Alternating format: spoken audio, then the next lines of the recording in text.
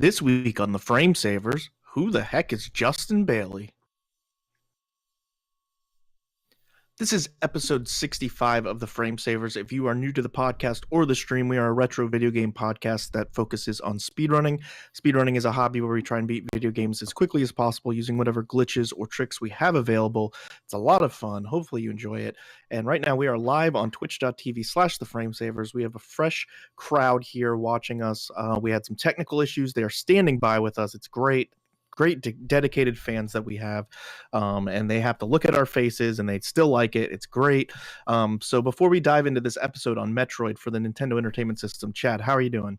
I'm doing pretty good. I feel like tell the same jokes over and over, making them somehow simultaneously better and worse. And I really like it. I made a joke before about us having a face for podcasting, and I didn't make that this time. So yeah, you can't make it again. I'm adapting. I feel like the third time you make that joke, it just loses its luster. I've been doing pretty good. I've been playing A Link to the Past a lot, and I've been trying to beat you as often as possible. And though despite my PB is slightly better, I can't seem to win a race. So maybe eventually we'll get there.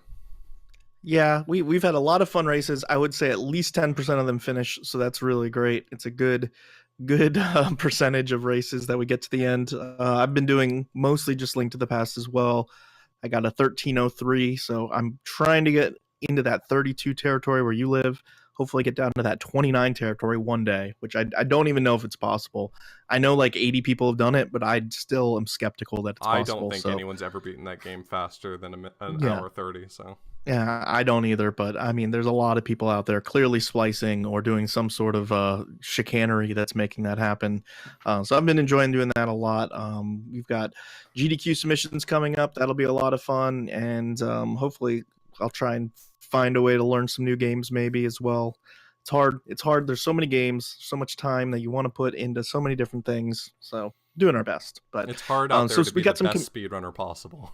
Yeah, and yet we both pull it off. It's great. So events coming up. We don't have a ton, but we have Tiny 10 Remix coming up. So we have a pocket coming out this Wednesday where we break down the Big 20 list, which was a lot of fun. Me and Chad got to do that together. That is coming out this Wednesday, right? That's not out yet. No, it's not out. Spoilers. Wait. Wednesday. Well, okay, so this is a little bit backwards. For the people who are listening to the live version right now, it'll be out next Wednesday. For the people who are listening to this episode, it will have been out last Wednesday. Yeah, so. It's confusing. It's a weird, the fourth dimension is time. We don't fully understand it. It's confusing. But so we broke down that list. Tiny 10 is similar to the Big 20, only it's 10 Game Boy games that are done consecutively. I've contributed to those with commentary and done one or two of them as a race. And this Tiny 10 Remix is kind of just like a mashup of like the best of the first 5 Tiny 10s that have happened. So it's gonna be a lot of fun. You can find that on twitch.tv/retrogaming live. We've talked about them a lot. They're a dedicated retro video gaming channel. Chad streams on there sometimes. I've streamed on there before, and that race is March 3rd, 2018 at 1 p.m. Eastern, so definitely feel free to check that out. We are excited this week to bring you a fresh guest, a handsome young boy, new to speedrunning, fresh off the train, fresh off the boat. We've got MetroidMcfly here. How are you doing, man? I'm doing very good. Thanks for having me, guys. So if you don't know from MetroidMcfly's name, he plays Metroid. He plays Metroid for the NES, and he is very good at it. We will talk about the speedrun later and the leaderboards, and it's all just MetroidMcfly, all in bright, bold Comic Sans letters. But so what got you into playing Metroid? You grew up with this game as a kid? Yeah, right. Like we were talking about earlier, I was lucky enough to have this game as a kid with just a bunch of loose carts that my dad had picked up at a garage sale. Had a bunch of other good games in there too, Mega Man 2, Ninja Gaiden, all that good stuff. That's a fresh lot right there. Yeah, no, it was great. I mean, if I would have got stuck with some really terrible games. Yeah, there's kids who grew up with like the Three Stooges game. Yeah. You got the good stuff. Yeah, so I mean, maybe that's what got me hooked on games in general. But yeah, just Metroid was one of those games, and something just really stuck. I mean, all the music, the graphics, just the atmosphere of the game and all that. I mean, it's just a really special game. And just when I got started with speedrunning, especially, like that was the game that I knew I always wanted to get into. I'm a big fan of NES speedrunning in general. And yeah, I just felt like this game didn't get enough love when I saw the leaderboards and stuff. It always seemed like, you look at the Zelda leaderboards, you look at the Metroid leaderboards. Come on. We gotta try to build that up. It's definitely a classic. I mean, it's one of the 10 games you think of when you think of the NES. You know, you think of your Zelda, your Contra, your Mega Man, and Metroid. And there's not as much speedrunning focus on Metroid 1 than some of those other games for sure. Chad, you did this the proper way. You played Metroid Prime first and just got a sense for what it would look like in 3D, and then you just had to translate it to 2D. I try to enjoy things in that order quite often. Unfortunately, I was burdened as a child to have played both Zelda and Mario games 2D first, so I didn't get to really enjoy the proper experience. But with Metroid, the first one I ever played was Metroid Prime. I didn't have a NES growing up, and I didn't get Super Metroid, I have to imagine, because of how late it came out. But it's just... It was very surprising to me to find out that Metroid Prime was not a brand new idea, that there were other Metroid games in the series. Yeah. At least you didn't start with like Metroid Pinball or something, so that's good. Yeah, I like that game actually. There's a Metroid it makes sense. Okay. Yeah, no, there is. You're already a morph ball. It's like not halfway bad. there already in the normal game. You just have to add some bumpers and you're Yeah. good to go. It's not a bad game, man. It really isn't, dude. All pinball games Come are on. bad games. So I grew up with Kirby's this game as Dreamland well. Pinball? Oh. That game is terrible. If you have to try and sit down and beat it, oh my gosh, don't even get me started. It's impossible. So I also grew up with this game. It's kind of similar story to a lot of the episodes we talked about. I grew up in a house where my sister and dad did a lot of gaming, so I remember watching my sister play this game quite a bit. I did see them beat the game, so I remember seeing the Mother Brain fight and escape and all that. I never got quite that far. I don't know how far I got, but I know it. I spent a lot of time exploring and bombing things and, you know, just looking for. I think that and Zelda were my two games that I just really enjoyed the world of and like exploring. You felt like with Zelda, like every bush could have something secret under it. Every rock could, you know, there's a bomb hole everywhere, and so you're always looking for secrets. And this game was really similar to that. And it didn't telegraph the secrets quite in the same way that like Super Metroid did, which I never played until last year. I felt like Super Metroid still does a really good job of hiding things, but like I felt like Metroid 1, like stuff could be anywhere, just like really could be anywhere. So like it was just fun bombing all the different holes and exploring. Shoot at the ceiling. Yeah, you just like blow up everything and hope that you find like an energy tank or something. So I have good memories of this. Anytime I hear that starting screen music, it's just kind of a bit of nostalgia for me. So speaking of that music, we're going to take a quick break to listen to it, and then we are going to hear about the history of this game.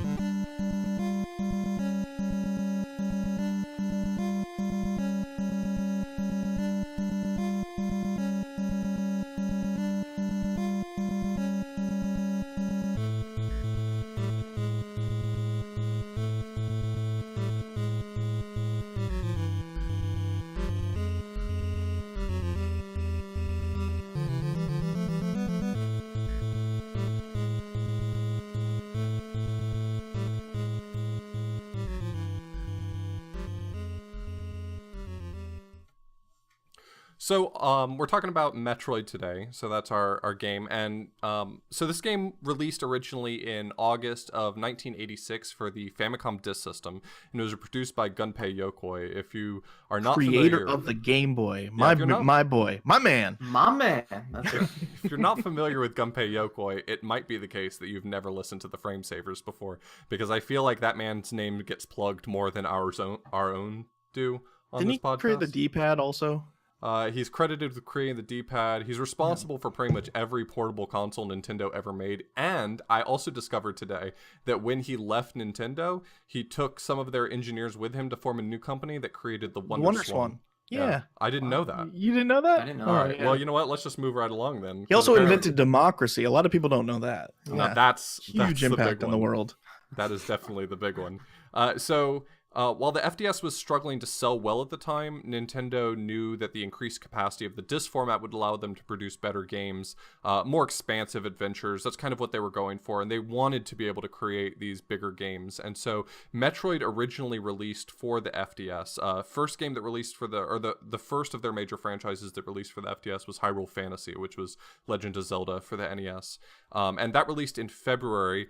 And then in August, 6 months later, they released Metroid, and the idea was to motivate consumers to actually adopt this new hardware. They wanted them to pick up the FDS.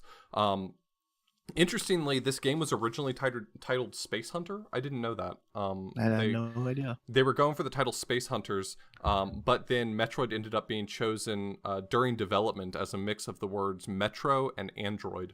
I don't know where they got Metro from. They seem to be crediting like the fact that they took the Metro subway and they just took it as a random word. But it was a combination of Metro and Android that they ended up settling on Metroid, which I thought was kind of interesting. So speaking of the FDS, one of the cool things about the FDS is that it had more sound channels, I feel like, right? Mm-hmm. Or different sound. So like MetroidMcfly, tell us about like the weird sounds that we could expect to hear on an FDS. Oh man, how do I even describe those? Like, is it better? Like, you think the music's even better? Or? I mean, most people credit the FDS version of like Zelda 2 as being a much richer.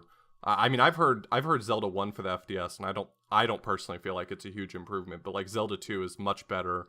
So like, is Metroid somewhere in between there? Well, I don't know. It's really hard to, when you grew up with the NES version, it's just inherently going to sound kind of weird to you at first. I think that like the music sounds very, very good, like the title screen and everything. The music's very nice. I think the thing that catches you off guard is like the doors and like when you shoot a door, the sound like doesn't really seem like it fits that well. Mm-hmm.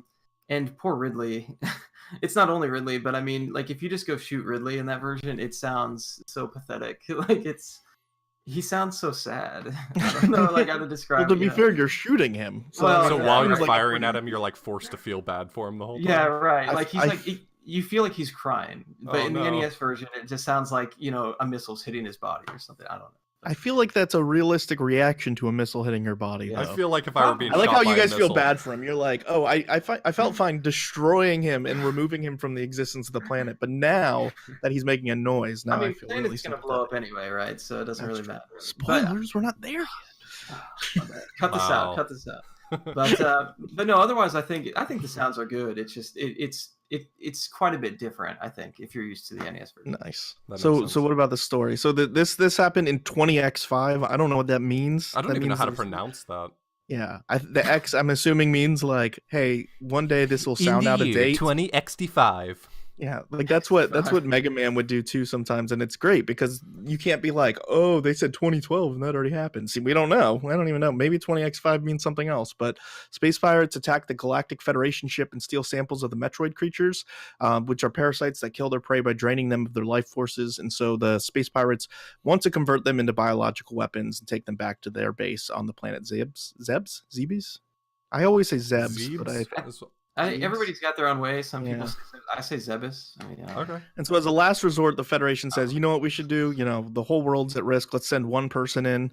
It's always a good decision. They send in Samus Aran to the pirate base to destroy Mother Brain, the biomechanical life form that controls the fortress and their defenses. So, you got to send in one person. It's always that last ditch effort. You're like, well, we can send one person in there. The issue is that like the Galactic Federation was sending a bunch of ships and they were successfully defending their planet, and so they had to retreat, and so they wanted Samus to go in and destroy their defenses so that they could bring their ships back in. So I think that the story sets it up why she had to sort of work alone, why just one person was necessary for it.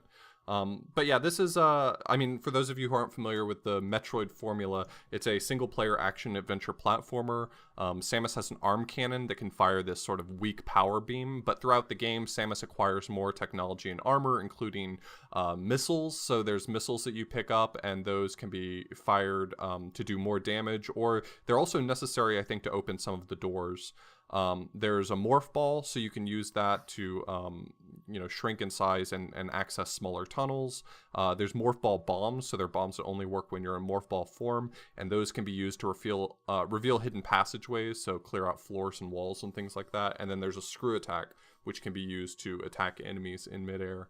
And we kind of, I don't know, for the amount that we say that we avoid using this term, I feel like we use this term so much, but this game, the way that the game unlocks more content through these power-ups, powering up and suddenly having access to new regions on the map is what lends itself to being considered a Metroidvania. So I don't really understand. Okay, two things. Go ahead. Say. Let's have the Metroidvania discussion again. One, does it ever annoy anybody that you lose all these power-ups in between every Metroid game. Yes. Like, what are you doing? What are you doing with Yes. this stuff? That Like, very oh, much I'm all annoys upgraded. me. I got this suit. Where did it go? Where'd it go? I never understood why the beginning of every Metroid game is, you know, all those sick power-ups you had at the end of the last game? Well, we're sending you on a new mission and we need them back. Yeah, because like, isn't one like, I think Metroid 2 Samus Returns or something is like literally right after. It's supposed to be like your ship is leaving Metroid 1 and like you're going into it or something like that. Yeah, you're And, in like, chase what trying to happened? get back the last Metroid. That's What'd you Yeah, do? What'd you do on that ship? Maybe you Where should are like all your collect power-ups? suits or something, so you get this nice suit and you want to like retire it after a successful mission, you know, and then get Oh, yourself a new one. You build that one up, and then put Okay. that one it's away. like It's probably it's a nice uniform and you put collection. all the pins on it, but then you hang up the uniform and wear Exactly. a new uniform. Yeah. Okay. Yeah. That's right. I got you in now. terms of the Metroidvania thing, I mean, we don't have to get into that term. I think that term was kind of mostly coined by Jeremy Parish, who kind of like I think he kind of regrets how it's taken form over the years. Like, I think he's talked about that, but I don't really get where the Castlevania part of Metroidvania comes in. Like, From the Metroidvania is Igavanias. really just a Metroid game. No, the Igavanias are where it comes from, because in those Igavanias, yeah. games, when you pick up power-ups, it allows you to access new parts of the castle. So. But that's just the same. It's not adding know. anything. That's what a So Metroid game is. So that's It's just the called a thing, is Metroid that game. I feel like that term has sort of taken on a life of its own, and everyone sort of tries to pigeonhole every game as it's like a Metroidvania, but it's missing this, and it's like, well, then it's not a Metroidvania. But that term itself, I think, is just sort of frustrating because of how frequently you hear it. Yeah. In general, I think it makes sense what it's saying. It's a style of game where the entire map is available to you, except for it's not until you get all the power-ups you need. Yeah. There's no Absolutely. locked doors. There's just a limitation on your abilities. Sure. So yeah. And so in this game, Samus Aran must fight Kraid, and an ally of the Space Pirates, and Ridley. Those are the two bosses you fight that are outside of Mother Brain.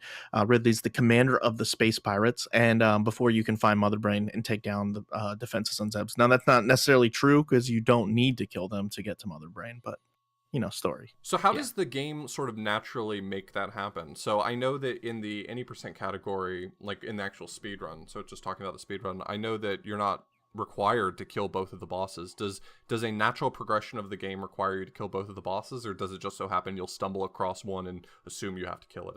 Yeah, so the bridge, as we call it, the room just before the Torian elevator to go to Mother Brain's area, Torian, there's two statues, and you can only shoot the statue to activate it if you've already defeated the boss of that statue, just similar to Super Metroid, where you have to defeat the boss and the eyes of the statue go out. But so yeah, I mean, that was their way of getting you to do it, was that once you killed both bosses, you would hit both statues and then the bridge would form.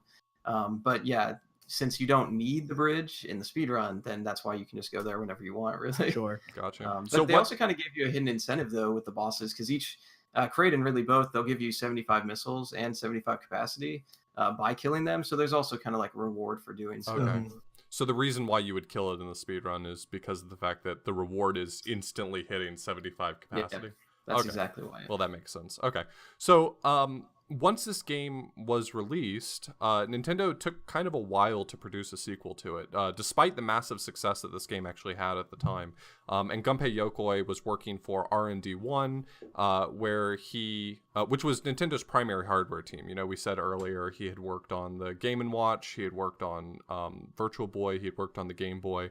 And so because of the fact that he sort of had this attachment to the Game Boy, he wanted to produce the sequel to this game for the Game Boy.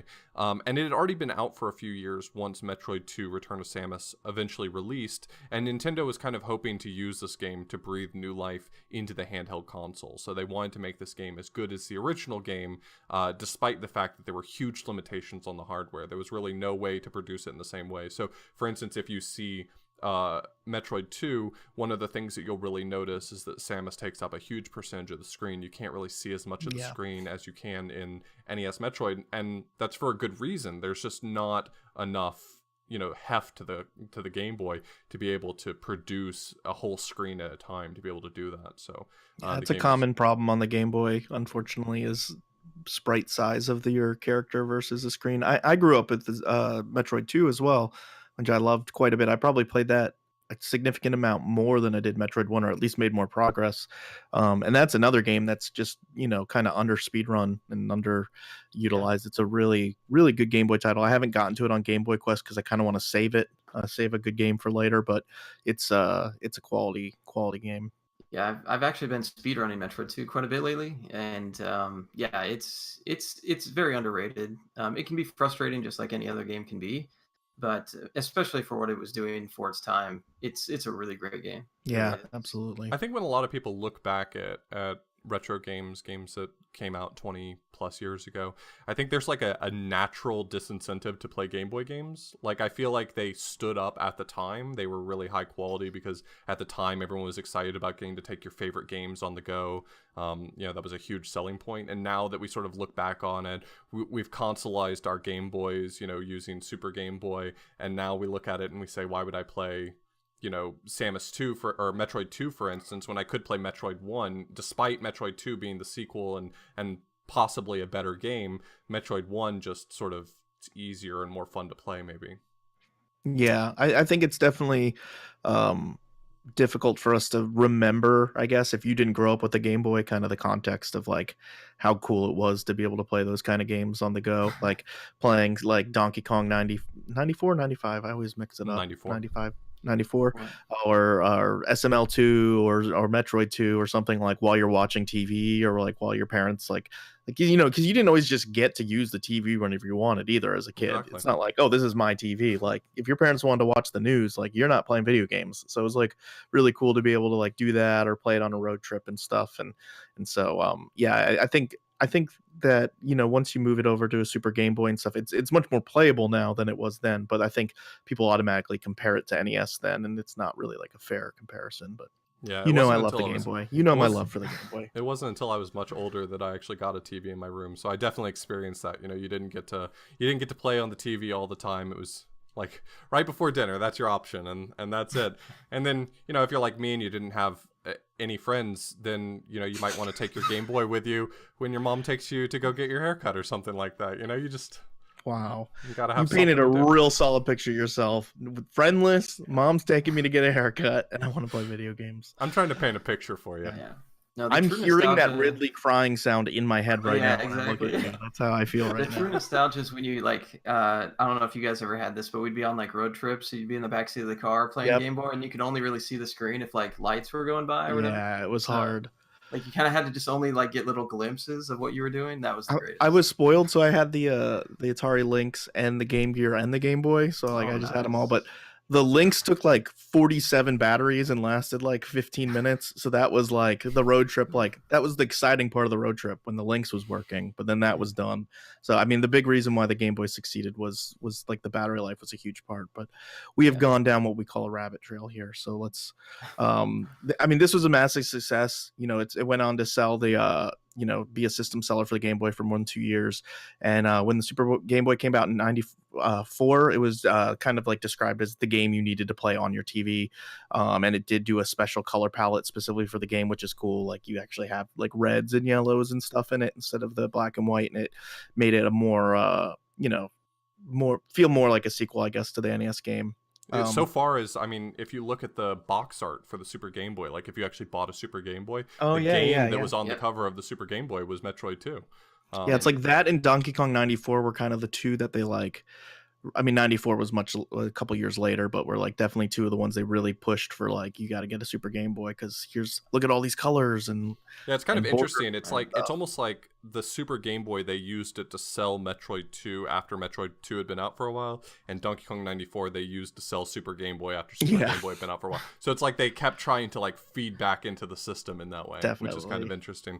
So all of the success with Metroid 2, which it had a ton of success, led Nintendo to eventually re-release Metroid, the original, with a new cover that closely resembled the box art for the Game Boy game. So if you actually compare them side by side, the Game Boy box art and the yellow cover NES box art, it has Samus in exactly the same pose, which I think was meant to sort of I think they were trying to use that to convince people to go back. People who were enjoying Metroid 2 but hadn't played the original, they could make the connection between the two games by seeing that.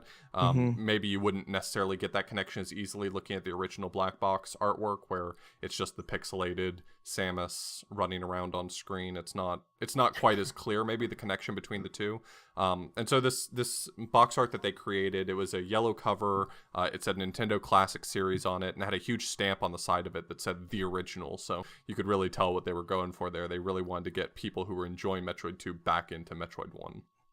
Yeah, this is one of the few label variants that I've gotten for my NES collection. Like, I have that and the two different Zelda carts, but it's a pretty distinct difference. The yellow, like, kind of classic cover is definitely less common. I don't think it's really that much more expensive. Actually, I think it's cheaper.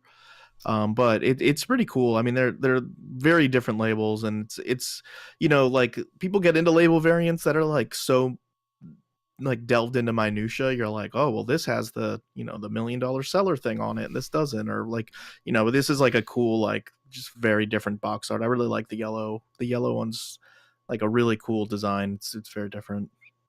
For sure. And this game was also remade for the Game Boy Advance. They released in 2004 Metroid Zero Mission, which is basically just a reimagining of Metroid, the NES version, but kind of more closely resembles the gameplay of Super Metroid. And that was released to great reception with some minor complaints about the length of the game. And that's a really cool remake that also has a lot of people speedrunning it and stuff. What was I don't the know if other you've ever one for run the or Game played Boy that, Advance? McFly.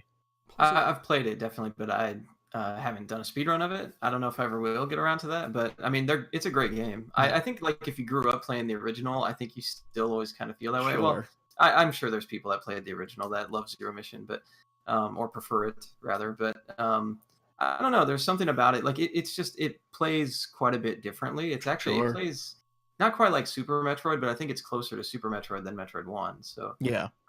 yeah, so it just really depends what you're looking for. It's I think great, that's though. what they I were mean, going actually, for. I think they probably Sonic. wanted to piggyback on the success of Super Metroid in that way. Yeah, exactly. Definitely. Were you asking what other game came on the Game Boy Advance? No, What I was was the just other saying Fusion. there was Fusion, but for Yeah. its time, I mean, it was great. I mean, like you guys were talking about with Metroid 2 being able to play a game like that on the go. I mean, what Zero Mission was, and even Fusion for the Game Boy Advance, was very similar.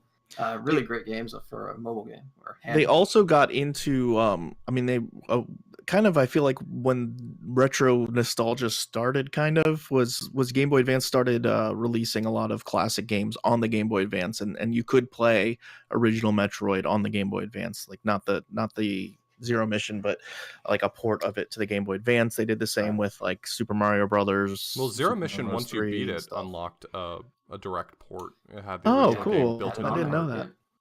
That's really cool. So a lot of ways to play this game too. I'm pretty sure it's been on every virtual console that you can probably get. If you haven't played it, there's definitely no excuse. Go download it somewhere. But we're gonna go ahead and take a quick hot break, and then we're gonna go through our ratings of this game.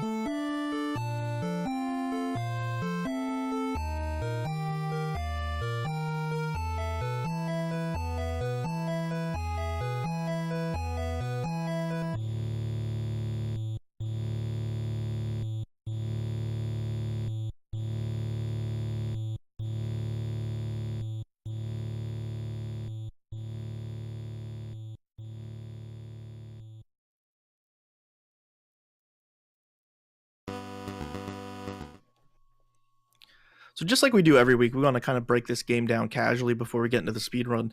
We're going to review a bunch of different categories, starting with graphics, moving on to music and sound, controls and gameplay, difficulty and fairness, fun and replayability, make any miscellaneous comments we have, and then we're going to try and give a rating from 0 to 10, 0 being basically Escape from Atlantis, 10 being a lot of really good games. And we don't really think that much about this number, so like don't read too much into it, but we're going to go ahead and start with the graphics. What do you guys think of the graphics of this game?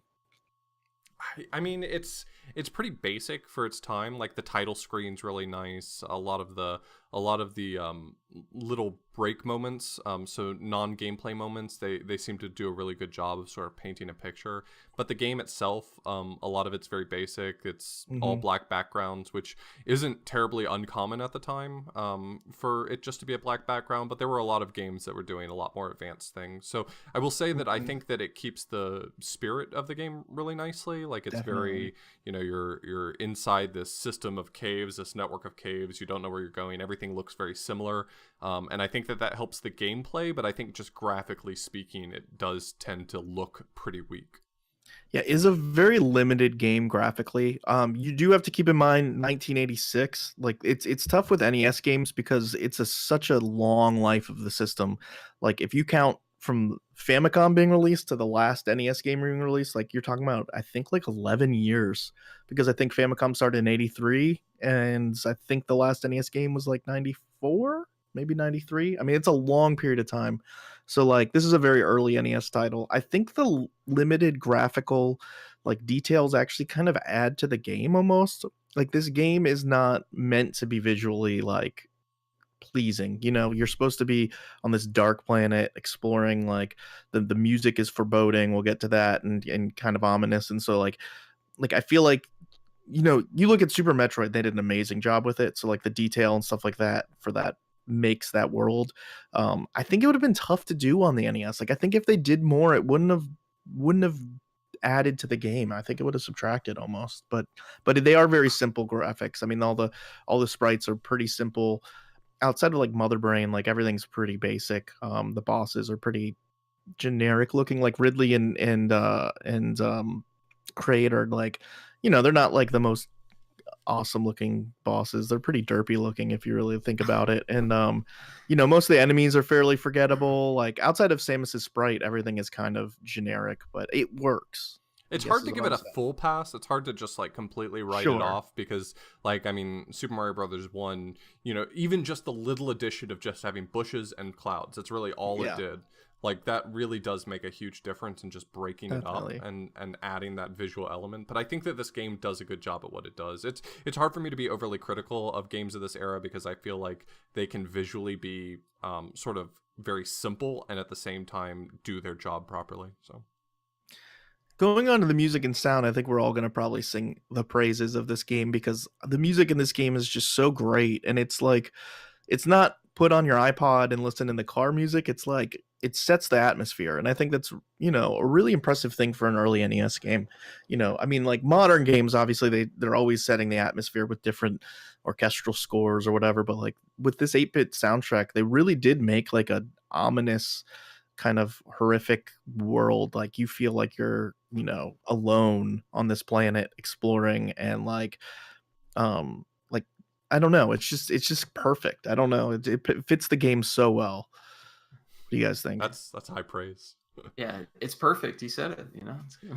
I mean, it's just perfect for the gameplay. Like it's exactly what you want out of I'm a bounty hunter on an abandoned, isolated planet, and like at any turn I could get attacked by something or whatever. Like it just feels like that. Yeah. No, I agree. I mean, I love how like when you start the game, the music is so I don't know what word you'd really use to describe it, but it's like melancholic almost. Yeah, like well, it's not like, oh, we're going on an adventure. It's like, oh, we might like, die. You're kind of there, but you're like, it still has that little bit of showing like you're beginning your journey, right? And then like the moment you hit like Kraid's elevator, like it just totally changes, And especially when you hit Torian at the end, like you really feel that like it's about to go down, So I love when games can really set the tone. This is like the textbook game for ambient music versus actually having like a melodic music. Mario has melodies. This game is just ambient. It's setting a mood. Well, the first song though, like I think it starts off with the the like ding ding ding, like like it's ominous, whatever, and then you go down the elevator, you get the little ding ding ding ding ding ding ding ding ding ding, and then it's like it it gets big, like it is adventurous in the beginning, Sure. but then it does like a really good job of like, isn't it like when you're going on the way to main Mother Brain, track- it's like silent, right? There is no music. It's got some it's got a track there, but it's more of But like it feels like it like it's a like pulls mechanical away, like you're in a vacuum where it's like the sound effects for opening the doors and killing things are like you can hear them really well. They're not Yeah. covered by the music at all, and it like builds the suspense of like something's gonna happen. Like I don't know, Yeah. that I think Metroid games have always been really good at building suspense, and I think that's awesome. Yeah, Right. it has some good melodies, but that is not how I would describe this soundtrack. Absolutely. It's very much every song is meant to evoke an emotion. It's not really meant to be like catchy. It's in your head. Like I mean, the main track that you hear for what feels like the majority of the game is like the dun da da da dun da da da da, and it's like this driving, like keep moving. You've got a job to do. Like it's all meant to evoke emotion. So I think it's I think it's really great. It does that right. So for controls and gameplay, let's go to our expert here, McFly. You know how to control this game better than anyone. Oh man, they're great, man. I don't know what I'd give them as a score. I think that there is definitely limitations. I mean, obviously it's an early NES title. It's that's expected. But I think there's a lot of things you can do in this game that adds like a level of depth to the game. A lot of people think that it's a difficult game because of the way that they feel like you can't really control Samus as well as you can in other games. But I think that you really can. It's just a lot different. I mean, there's a lot of advanced strategies that you can do, especially in the speed run. We use a lot of them. But whether that be like morphing around versus just running, or the way you can, you play certain games like Contra, for example, where like you just tap the A button and you're going to do that whole jump, right? I mean, Metroid has a lot of the things that you look for in a good game, with like being able to control the height of your jumps and stuff like that, based on how long you press the button. I think that there's a lot of cool things like that actually do give you a lot of control in the game. Definitely. But as far as just gameplay in general, I think, from what you guys just mentioned with graphics and music, I mean, gameplay is all encompassing with that. It just gets you so like well immersed, and just everything about it's good, from like the weapon upgrades and all that stuff building into it. So. Yeah, what's tough with games like this is that especially playing it as a kid, like these are games where you can get stuck and you have nothing to do. Like you play Mega Man 2 or whatever, like you die and you just restart the level and you're like doing stuff, but like you get to a point in this or Zelda and you're just like, I don't know where to go, what to do. And so like that can be really frustrating for, a casual player for sure. I think the game's like much smaller than I think of it as, because I think of it as when I was a kid, it seemed like this giant world, but like I would say the game, there's only 3 bosses in the game. Like there's not as much. Like there's a couple of upgrades. Super Metroid really fleshed that all out and like went the whole level of like taking this concept and really developing it. But it's different types of bombs and 4 different types of scanners. Yeah. Like this game is very simple compared to that. So like the gameplay is not as diverse as like maybe I even think of it as a kid, because it seemed like such a big world. But it's there's definitely a lot of puzzles of like, how do I get here, with the ice beam? Like I need to freeze these things and jump on them, or how do I get from this room to that room? Oh, I saw that, I got to this one room and I can't get through it because clearly I need some sort of ability. Where do I go get that? So I will say that it sometimes. So I think this game controls okay. Like I'm not going to say that it's the best, but I think it controls okay. But I think a lot of the criticism that it gets probably comes from the fact that it transitions between a lot of modes of movement very often. So there's sometimes where you need to be in morph ball mode. Sometimes it's just like a plane running through a room. Sometimes it's climbing up and down. And even for just the running back and forth rooms, sometimes the action is so frenetic. There's so many enemies on screen. There's so many little platforms you're trying to make instead of falling in lava or falling down to a platform where you got to go back or something like that. Because that action can be so intense, you can sometimes feel like it gets so chaotic, and I feel like that sometimes lands on the controls as being to blame. Which I don't think is maybe 100% fair. You also get a lot of knockback when you get hit, so that can be frustrating. That's you get knocked back, now you're in lava, now you're drowning, your health's going down super quickly. Like you can, like when you're not great at the game, you can get in some really frustrating situations where you're like just struggling to stay alive. I think the one thing gameplay wise that's kind of frustrating as well is like it takes a really long time to get your health up. Like if you're playing this casually and you have like 4 E tanks, like you're sitting there and grinding on the stupid bugs that come out of the plants or whatever. I don't know what they are really. I think of them as like plant pots. And they're like all these bugs are coming out, but it'll take you like 7 minutes of just like doing that to Yeah, get your health it's full pretty again. So rough. that's something I think they did a better job of in Super Metroid. I'm sure they realized that people didn't enjoy that. So that's like one gameplay thing that's kind of frustrating if you're playing it casually, dying and then going back. I mean, Super But yeah, Metroid didn't really fix that. They I just guess that's changed true. the fact that enemies don't infinitely respawn anymore. So now you got to really work for it. But they have like bigger. I think they have bigger refill. Like Yeah, I think there's you more can get a energy bigger tanks. Yeah. more energy tanks, and then I think you can get energies that like either enemies drop multiple energies or Sure. bigger Yeah, amounts. Like sure. I don't know. When I played Super Metroid, I never got that feel compared to like you died in Metroid NES, and it's like, okay, well I know what the next 15 minutes are. I think also Yeah. Super Metroid was a little better about adding in stations where you could refill your health or something like that. Yeah, Yeah, So that too. Well, and just the save system being built in, so if you did die, you reload your save with all of your health. Versus Right. Metroid, it was just like you start with 30 energy every time. sure. I mean, So all of us. that's rough. That's like the yeah, Zelda way. It's like sure you can up A to go anywhere you want to, but you're gonna start with 3 hearts. yeah, Yeah, I sure. think most of us did not play this on Famicom Disk System, which I believe you could just save on, just like Zelda. Yeah, you could. We had like 47 letter passwords and like all like I just remember like the options for the letters are like really like weird. Like there's a lot of different things, and it's so easy to write the password down wrong as a kid. And Mm-hmm. like you did all this work, and you go back and you enter it, and it's like invalid password or whatever, and you're just like, oh my gosh, like is this Yeah. is this 8 a B? Like I don't know. Like We never so. even mentioned. We didn't mention anything about Metroid's password system. Metroid's password system is kind of fascinating too Yeah. because other Metroid games that came after, sorry, not.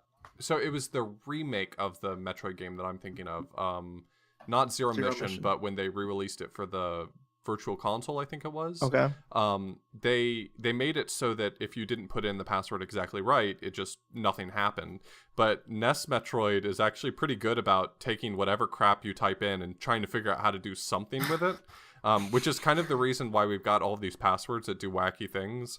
Like that's almost worse though, because you like I think Yeah, I got like the right save, and but then like you're the like most in a weird famous situation. password, the most famous password is the Justin Bailey, but that's not a real Metroid password. That's just like the side effect of the password system being so wacky. Like you can type in a lot of different things and get that same result. It just so happens that one works. So Right. Yeah. So moving on to difficulty and fairness. I mean, I have never beaten this game. It's definitely difficult, for a kid to play. As an adult, like how hard do you think this is for people to beat, McFly? I mean, I think it's a difficult game by NES standards. I really do. Mainly because of like the things you guys just talked about with controls and everything. Like if you think about Kraid as a boss, he really wouldn't be that difficult. But like you were mentioning with knockback and everything, the way it handles, like it does make things a lot more difficult than they would be otherwise.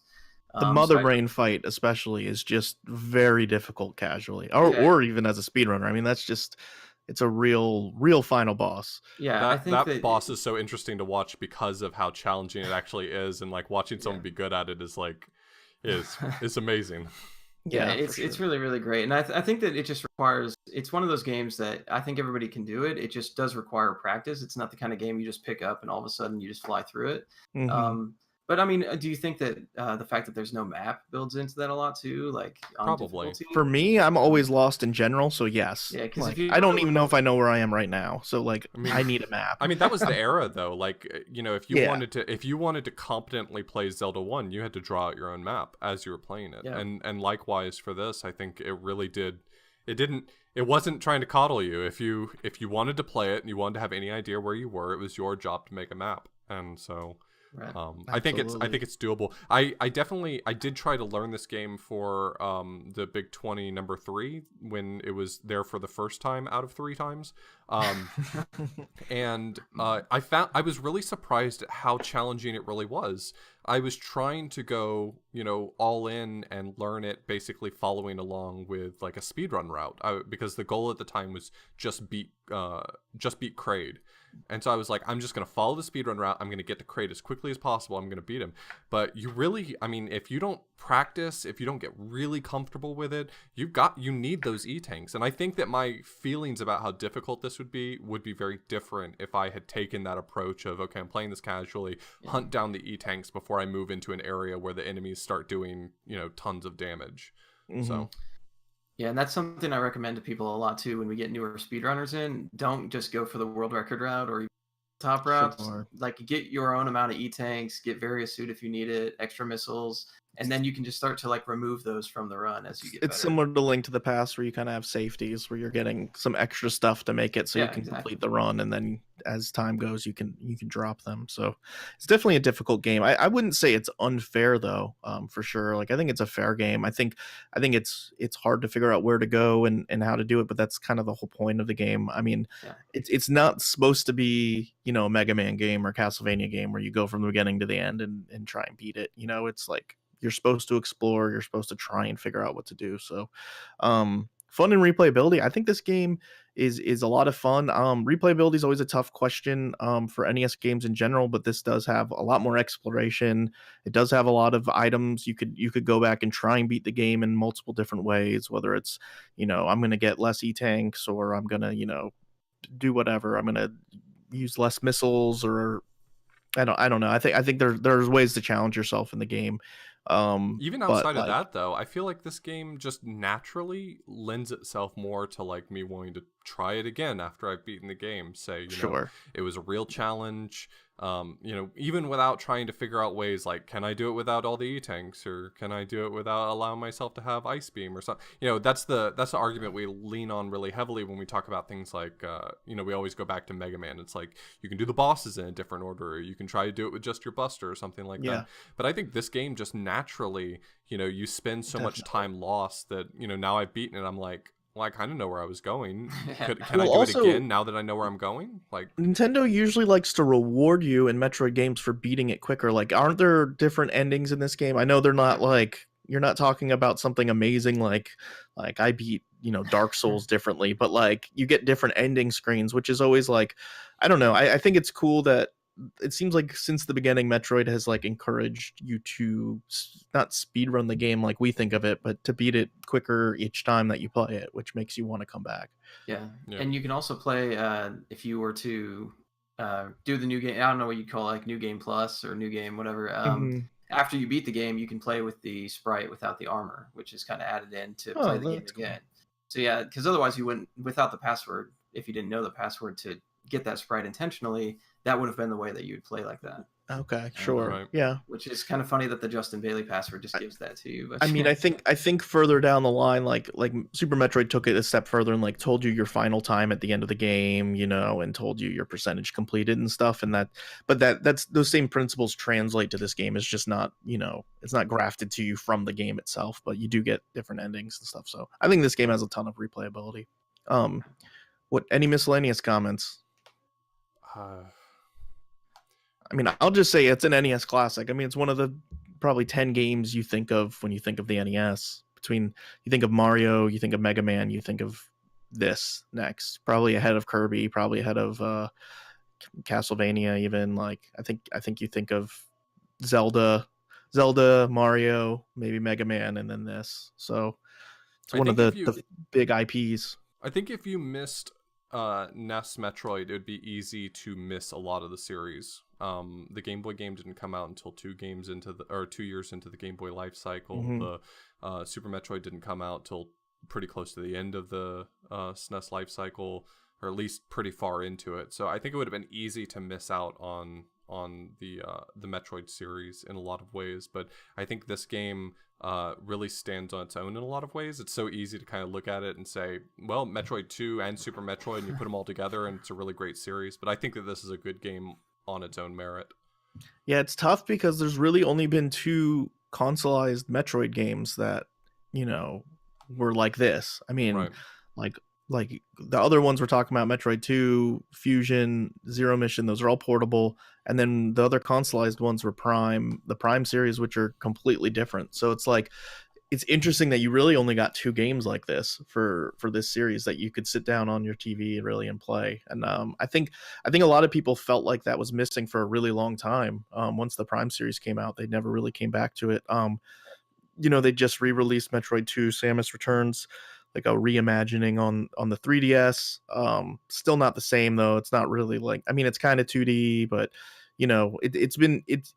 this feels like a missed opportunity that they're when they make a game like Super Metroid, which is basically a 10 out of 10, like, and this is an amazing NES game, like, why did they never have an NES sequel? The NES was out for so much longer. Like, why did they never have another Super Metroid? It's kind of a bummer, I think, but I guess it kind of makes those games more special too in their own right, because there's only really 2 of them that I think of as like the main games. Nintendo's always done a pretty well, I mean, if you want to call it good or bad, but Nintendo's always done a pretty successful job of moving their consoles with their big IPs. So anytime that a new console comes out that they're really trying to move, they put some big series that people are chomping at the bit for on that console, and it helps to move it. And so I think one of the reasons why we didn't get another NES Metroid is because they were using Metroid 2 to sell the Game Boy, and they were using Super Metroid to help sales with. But we never got a Metroid 64. No. I mean, it's just interesting. Like the way, like, I don't know. I think it makes some of those games more special, but it's also like what could have been. I don't know. It's an interesting thought, I guess. So, all right. Well, what about overall rating? Yeah, let's jump into our rating. John, what do you think? Oh, this is a really tough game to rate. Like, I think we say that every week, but like, write mine down separate so that I'm not influenced by you. I know what number I'm gonna say. I'm just gonna wait for you. This is a really tough game to rate because it's so early in the NES cycle. So like in my mind, I'm comparing this to the games that I had at the same time. This was an expansive adventure for that time. There's a lot of NES games that came later that were just as big and had a lot of exploration, but this was like the first one with Zelda 1 that I can think of. So I'll give it a 7.5. I feel like that's a cop-out rating, but okay. I'm going to give it a 7. I think that it is a very fundamental game in both Nintendo's entire IP and in this series itself, as well as on the NES. But I think that it is, just by virtue of how early it is, still a somewhat weak game. It does have too many flaws to give it anything really higher. So I could agree with that for sure. How about you, McFly? Yeah. You want to give it the 10? You can give it the 10, man. I'll give it a 9. All right. There you go. Okay. I like it. Gotta keep it realistic. Yeah, well, I mean, I was gonna make a joke about TMR giving it a 6, so you guys were both being very generous. Yeah, no, it does have its flaws. I mean, I think that it's kind of hard for me to really be a fair judge on that because I've played the game so much. So I mean, gameplay and stuff aside, I mean, just you hit that title screen and it's just like I go into the zone, So like I feel it a totally different way, but it definitely does have its flaws. You got those feels. Yeah, it's just tough for me to give it less than that's why I did 7.5. It's just so iconic. Like, it's just such a classic part of the NES and was so influential. Me and Chad had never played Super Metroid until like 3 months ago or something. We never played it. And it's interesting now to me see Super Metroid and then Metroid, which I grew up with, and just kind of see like, wow, they really took this amazing idea and like perfected it with Super Metroid. Like, if I were to recommend one Metroid game for someone to play, it's going to be Super Metroid. That's it. I would strongly recommend you play Metroid on NES. Like, I would not say this is a not recommend. It would be a recommend for sure. Yeah, if you give Super Metroid a 9 or a 10, it almost feels unfair to Super Metroid to give this game a 9 or a 10 in that way.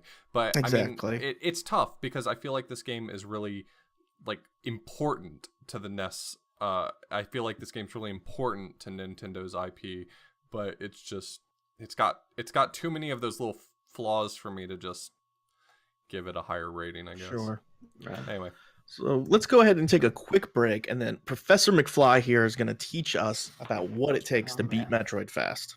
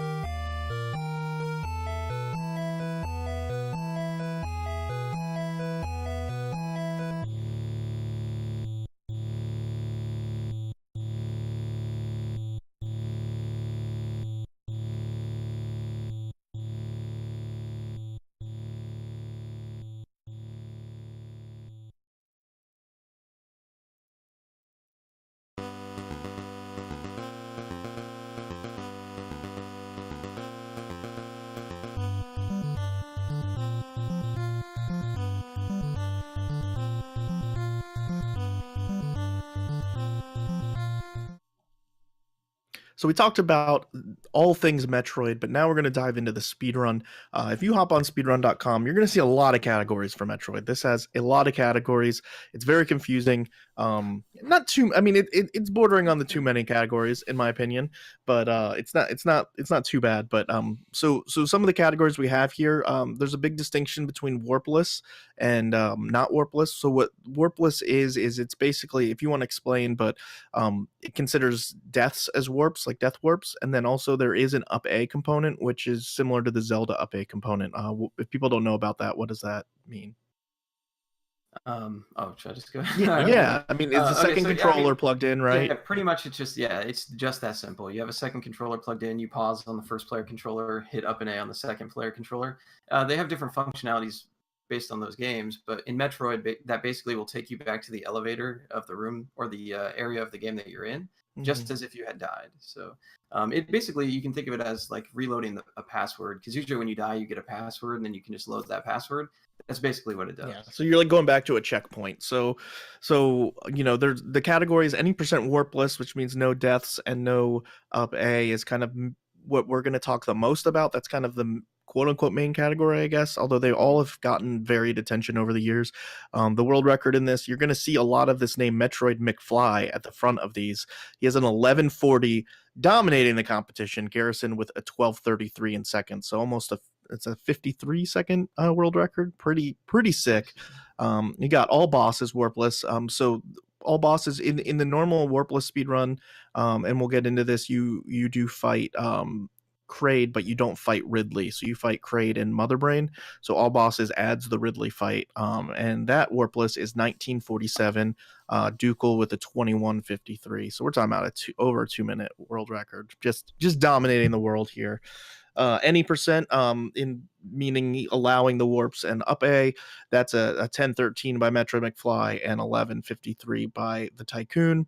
There's also 100% category, which I'm assuming means all E-tanks, all upgrades, all Yeah, bosses, everything. yeah, pretty much just everything. Dragon Dark has a time that stood for like a whole year, as a 4426, and Board Spy with a 4655. Also, He's there's been just an all bosses category he's been that's right in that category Metroid has. forever too, right? I mean, I feel like Yeah, he's had that it, at least some variation on that record for years. exactly. Yeah, the last run he did has been a year now, but I think I'd Oh, say really? probably 5 or 6 years. I think he's had the Oh, number one wow. spot. Yeah. I feel like That's that's one of impressive. his like I feel like these days he's known for a lot of different things. Oops, my phone's going on. I feel like these No days problem. he's known for a lot of That's different me, my things, bad. but in the past, I feel like that's probably one of his big launching points Yeah, that's was so funny. I think of him for so many different things, right. but like because I think of Yeah. him as like all kinds of bad games, Karnov and Deadly Towers and stuff. It's cool that he's like dominated that category for so long.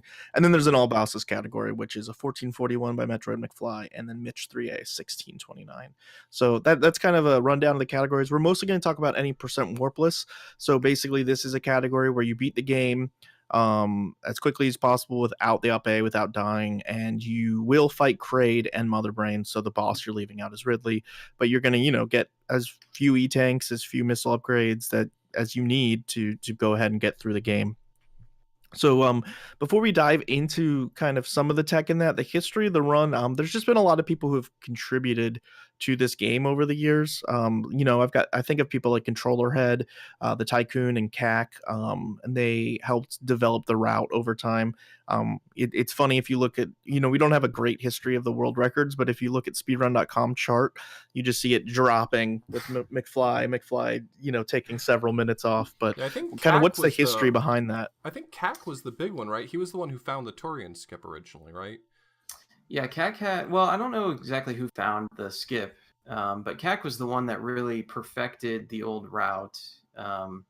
I mean, there's small gaps in his run, like any run has, I suppose, but he really killed that category without any of the sequence breaks with the screen wraps and stuff like that. So if you're looking at like what would you call like a traditional what Sort of people call like glitchless. NMG type runs, yeah, Yeah. like he really killed that.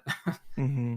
I'm trying to think of when that run was. I feel like it was quite a while ago. I think the one that I have listed is from 2013, but he's probably That sounds about right. But I mean, he's a old SDA boy, so his runs, Yeah. I think, at least for other games, have gone well back into like the early 2000s. So Wow. it wouldn't surprise me if he had been putting up runs of this game back then. Yeah, it probably is before that. I know it's on YouTube. It has a ton of views.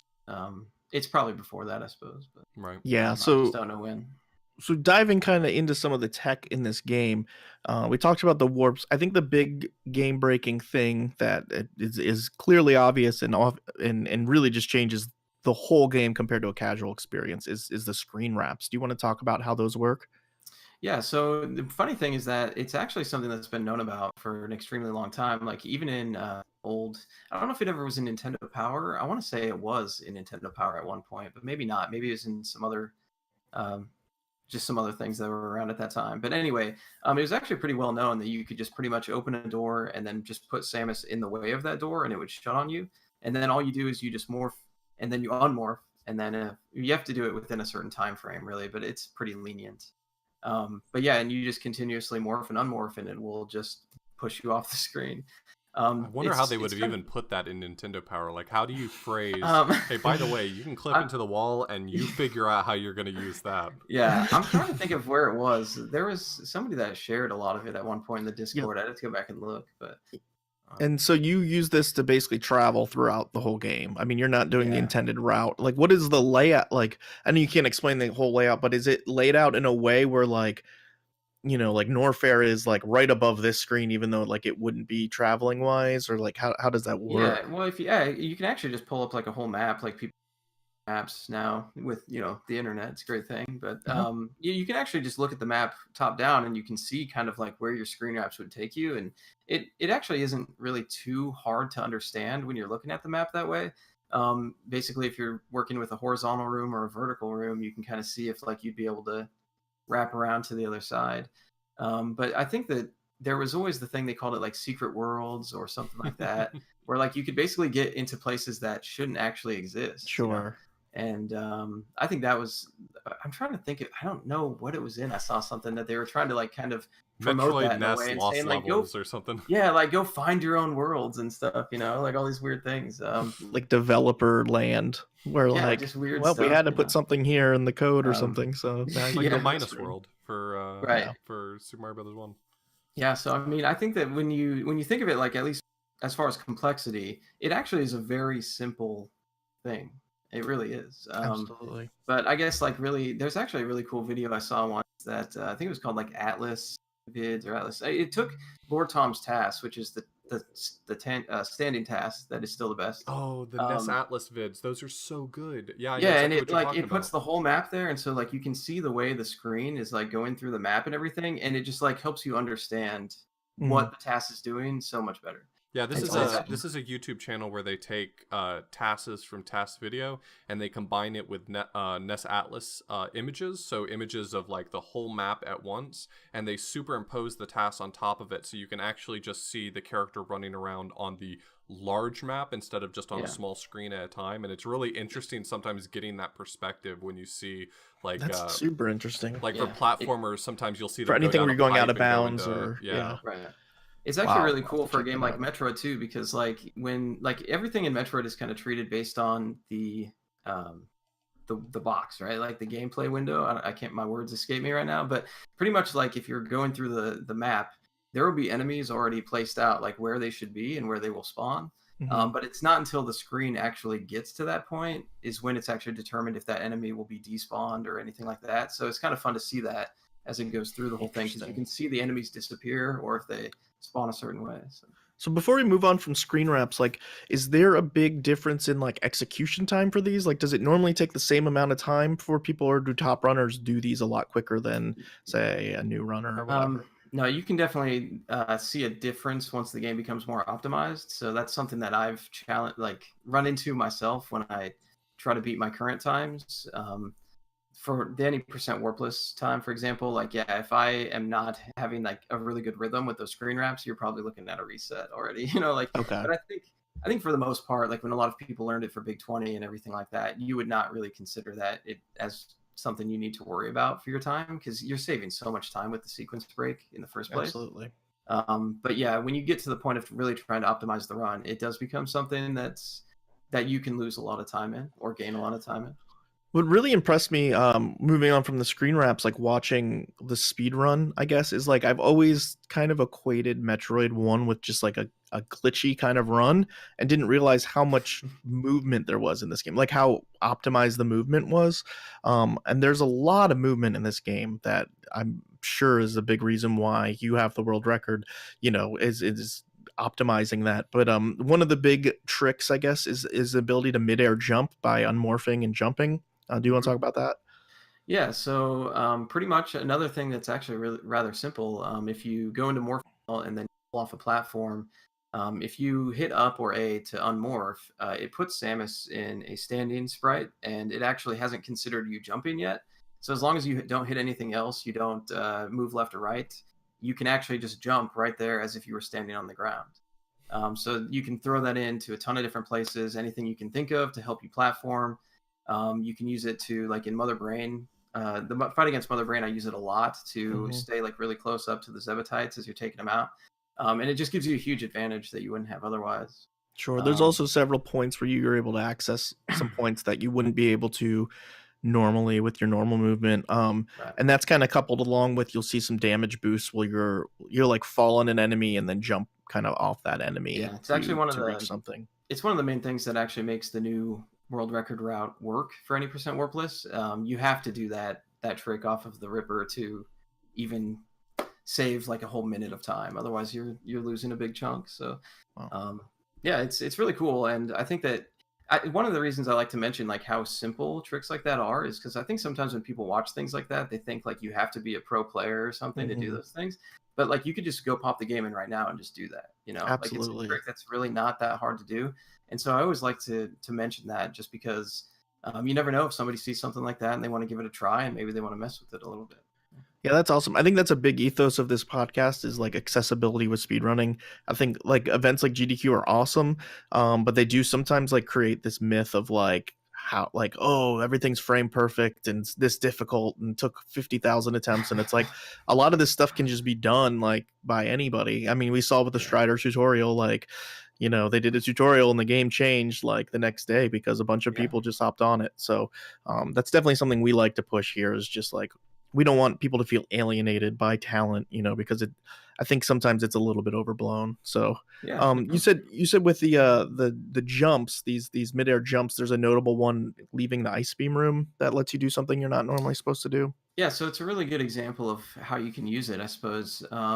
If you were to go to where the ice beam is, normally they kind of intend for you to bomb jump yourself out again, because you would normally have to have bombs to get to that area. So in the speed run, you don't get bombs, you just go straight to ice. But you can use that. There's actually another way you can get out of there too, but the fastest way is to do that quick morph, unmorph, and it'll just elevate you just that little bit to where you can actually make a full jump out of there. So you can find it in a lot of different places, like whether you get stuck in lava, and you're finding yourself like having trouble getting out of the lava, jumping to a platform. You can do that in a lot of places there That too. Do a quick happens. morph That on happens a morph, lot. jump out. Yeah, it does. If you're And so, casually yeah, playing that game. yeah, so you can just start using it like wherever you want. Just hit down up real fast before you do your jump, and it'll give you that little boost. Awesome. So yeah, it's nice, man. So there's also a really big skip that uses a similar kind of damage boost jump called I listed as Torian skip, or you said Rio skip, Rio bug, Bridge whatever skip you want to is- call yeah. it. Do you want to explain that? That's a really cool one. I thought that was one of the more fun tricks to look at. Yeah, like I said, I don't know who the first person was to ever actually trick, but basically it's the ultimate time save for the speed run to not have to kill both bosses.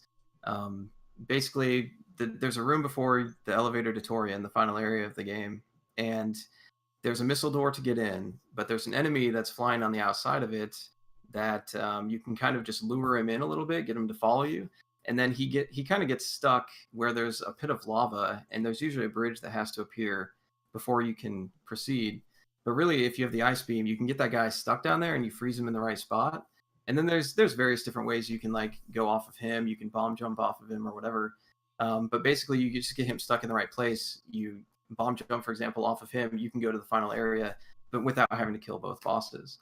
Yeah, that's And really yeah, cool. above all else, that is I mean, that's really what makes the any percent run such a huge time save versus anything else.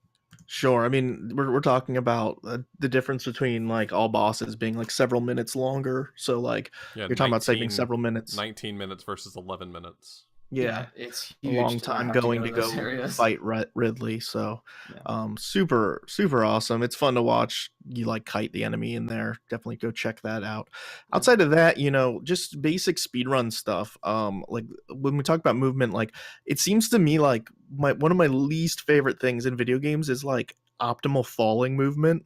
Like I hate falling in video games where you're avoiding platforms. Like it's the least fun thing to practice. Like if like going out of bounds is like the sexiest thing you can do, like falling optimally and menuing well are like the two least sexy speedrun things you can do.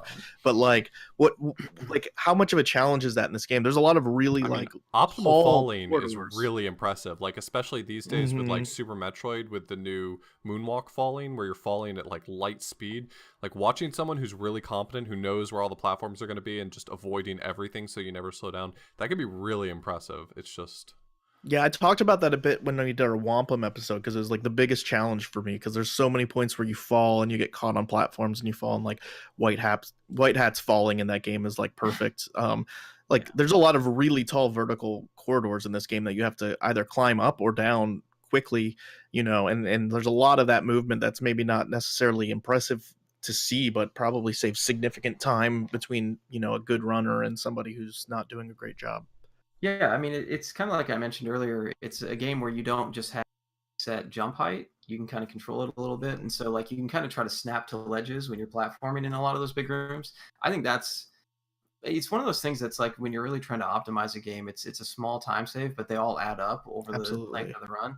Those are always the craziest to see because like you don't really notice it like you said from a viewer standpoint. You're just like, oh, they're just jumping on platforms, but when you actually kind of know, like you just see it and you just like have that perspective where you're seeing like how there's no gap between their like when you're Yeah. landing on the platform, you know what I'm saying? Like it's just crazy to me. But as far as falling goes, it's just memorization, right? I mean, like in Yeah. a lot of rooms where you just morph off a ledge and you kind of like weave through the enemies and stuff. It's just Yeah. because you do it so many times that you've got it in your head. But It's just kind of funny how we like consume speedruns where it's like you doing the screen wrap, everybody would be like, "Oh, look at that. That's so awesome." Where like anybody could really do it if they yeah, just tried it. But yeah, like snapping to those platforms is probably like 10 times harder than that, and like nobody like, it's just an interesting aspect of speedrunning, like the way like what it takes to optimize a run to this level. yeah, exactly. Also the RNG for drops for missiles. Do you want to talk about that? Well, it was one of the big things that I got frustrated with when speedrunning this game. So, like when I first started running, I did the old route for any percent that Controller Head and CAC and all those guys did. And that was very dependent on RNG for Exactly. drops There and was stuff. Yeah. 4 different segments where you had to have enemies give you missiles really quickly. So after I got the world record in that using that route, I was trying to lower the time. I wanted to get a better record, and that was the thing I always ran into. I was like, "Are you kidding me? I have to do like 1,000 attempts just to have one try, and then hope I play well like that one Yeah. run." So that was one of the things that actually kind of pushed me to really try to make the task route work. It's really it's too bad because I think that like if you ever watch like games like Zelda 2 when they do like the NMG type runs, Hmm. they're such good runs, man. I really like that style of playing the game, and NMG style for Metroid is very similar. It's a great way to play the game. It's tons of fun, but when you're subject to that much missile luck, it's really too bad. Like it's not very Yeah. fun at that point. Absolutely. But yeah, so there's still a big missile luck segment in the current run that is at the end of the game. I go in now with only a 75 missile capacity, and it takes 73 to kill Mother Brain. So you have to farm missiles in Torian before you can go in. And also, you So can't make any mistakes once you're in there. yeah, right. So I mean, like you should go in there with like you have 20 missiles. I need Metro to drop some to me, and it's very common that at my runs end because you just don't get any missiles, and you're like, oh great, that's fantastic. So, but it's just something that happens. I mean, it's part of the game. Like I don't Part of really think speedrunning. Yeah. yeah, it's like that's you signed up for this, like Yeah. you got to do it. So, but it is too bad that it's not like Super Metroid in the way that Super Metroid will actually kind of adjust your drops based on what you have. So if you have like max missiles and you need health, it'll give you health. Metroid doesn't have that at all. It'll just give you whatever it wants to give you, no matter what you need. So it's yeah, you get unlucky. In terms of annoying rooms, you pointed out the one with the respawning blocks, which I think I got to as a kid. I remember it being not my favorite thing that's ever happened to me. You want to explain that room? Yeah, so there's an infamous room for anybody that plays the game. They know it. They know exactly what it is. But there's a room that's like 4 screens tall, and it's just a bunch of destructible blocks, and you kind of have to put Samus inside of them and shoot. Well, there's different ways you can do it, but the goal is to basically get Samus to the top, right? So you have to destroy blocks that respawn, and you have to time your jumps like in there as they're respawning under you. And as a kid, that's it's I don't know how much time I would spend there all the time. It was a long time. It was Yeah, a I lot of mean, time. I didn't I had a actually lot of learn fruit how snacks during to, that yeah, right. room. What I didn't happens learn how if to the do block it. respawns on top of you? Do you stay You inside get of it, or pushed you out push Yeah, and out? you you fall get to the bottom and you it, cry. yeah, you take a damage boost just like an enemy hit you, Okay. basically. And so you It's fall, and terrible. yeah, good luck falling onto a platform like by chance. You're probably gonna fall all the way to the Yeah, bottom. you So start moving to try and hit a platform and you like end up avoiding all the yeah, platforms like every time. oh, I hate that. It was not a fun experience from my childhood. It taught me that Yeah, life isn't always fair and that sometimes we just, you just have to deal with the way the world is. So, yeah. I didn't learned a actually lot from learn this how to game. do that really well until learning how to speedrun the game. Yeah, But yeah, I think that's one of the things that people tell me is most impressive because I think that even people that speedrun the game still have some trouble with that. definitely. But I actually, And doing it fast, especially like not just doing it, but like doing yeah, it in an optimal manner. And it's a big thing that the warpless category has to do that. The any percent route wouldn't, because you can just up A or die and exactly, get to yeah, the skip that whole section. So yeah. so It's definitely one of the pieces that stands out most to me when I watch your runs is how smoothly that goes, and knowing how not smoothly that would go for me. yeah, it's not Yeah. great. Okay, so moving on to the bosses, we've got the main event coming with Mother Brain, but we've got a Kraid fight and a Ridley fight. The Kraid fight, I guess you used to use Ice Beam on this fight, and now you don't. Hmm. Is that the case? What changed and what's the approach now? Yeah, so really the trick to Kraid, there's different tiers to the Kraid fight, I suppose, depending on like what route you're doing and how many items you have. So like in the 100% run, you've got a ton of health, you've got missiles, you just kind of like hold left and just shoot at him and he'll blow up, Sure. right? If you're gonna do the all boss route or old style any percent, you have less, you can't take as much damage. So one of the strats was to wait for him to shoot his middle spike out, and then you'd freeze it away from him, and you kind of use it as like a backboard to yourself a little bit, but he can't shoot another spike there as long as the one that's frozen is out there. Mm, So you just kind of sit there and you can just pummel him with shots while he can't really do much to you. And you just mash away. So what awesome. we changed now is that I can't freeze any of the spikes away. So I kind of have to juke shots where I need to, or actually, there's a really optimized fight with a certain pattern that you can just damage boost inside of him and get stuck. He takes 96 shots to kill, and so you Seems just have reasonable. to, yeah. So you have to. Each shot does 1 damage with the standard beam. So you basically have to hit him 96 times before he kills you, and it's kind of just a mash fest. I mean, that's And you really what only it is. have one E tank at that point. Like you grab one in that room, and Yeah, that's it. Because you that's have the like only no one. health at that point. When you grab that E tank, you have like 3 health or Right. something, and then at Yeah. least in your world record video, Yeah. Well, when I first started learning it, I actually didn't take a ton of intentional damage. I would just try to like dodge all the shots and just try to kill him at it all. takes a lot of But time. it Yeah. took an extremely long time. Yeah. So taking the intentional damage is really what makes it a big time save. But one of the things that's interesting about this game is that you don't have to actually like smack the B button 96 times to do this. There's a really cool trick where if you're holding B, any other input that you give will fire another shot. So really, Oh. you just like you can hold B, you can hit A, you can hit. I use select a lot. That's what a lot of players use. D-pad is The not D-pad, but D-pad, the other. yeah, the D-pad Oh will too. wow. Like if you're hitting left, and so really, it's kind of funny. I've done controller cam on my stream sometimes where I'm just like, you can see me holding B, and then I just kind of like mash the rest of the controller, you know. But that's That how you get reminds me of 90. mashing in Link to the Past because you can So hit why like would any you choose button by a select? lot. I mean, it seems like So D-pad sort of like wiggling in directions or something might be the Yeah. best choice, but I yeah, don't know. so it's actually a combination of the two. I'm hitting like D-pad and so, but the Uh, reason select works is because you don't have any missiles at that point, and it would normally toggle your missiles. But since you don't have missiles, it's an empty input, but it still counts. So even though you're hitting it, it will cause you to fire more shots. So what makes you choose Um, that over just mashing B instead? Because you want to hold B so you can um, put in other inputs too? yeah, right. That's exactly it. It's just the way that you can hold B, and it's like it's kind of hard to describe, I guess. But like I'm hitting select and D-pad at the same and it's kind of like a rhythm to it a little bit. But yeah, it just fires a ton. I of assume shots. A would still jump. It's just all the other inputs, or Yeah, well, yeah, A would work just as fine. It's just that Oh, you okay. wouldn't want to jump there. Okay, But you can do I that in hear a what lot you're of saying. places. Like for example, you see from the ceiling right down on top of you. You can do that there too. Instead of like holding up and just like smacking B a few times, you can actually just hold B and just kind of like wiggle your thumb on the D-pad with like up and left and right a little bit, and you'll just fire a ton of shots upward.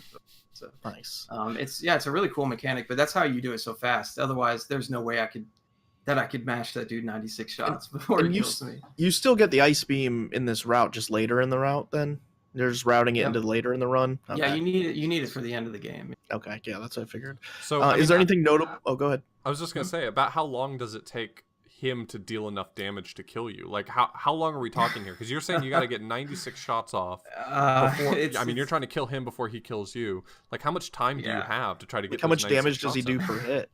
He does 20 per hit. Jeez. But it really depends on, like, if you watch the world record for any percent warp list, you'll see like the more optimal strat for it.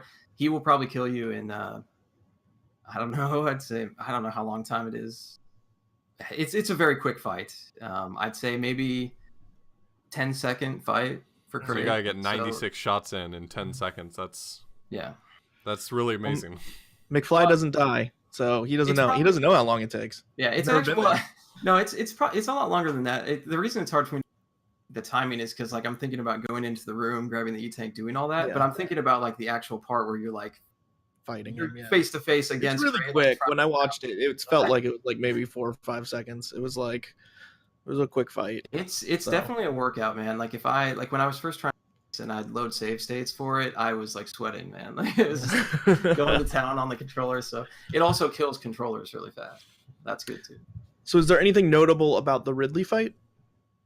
It's very easy. Okay. That's notable, I suppose. It's actually funny for the GDQ run. Me and Blecky were gonna try to make we're gonna go to Ridley, and it's like for people that hadn't seen the game, maybe they'd think that something cool was coming up, and then it's just like the most boring fight ever. Yeah. He the thing that makes him really easy is that for the NES version, they changed his fireball pattern to always be the same. So he has 2 different patterns, and one of them just goes right over Samus's head.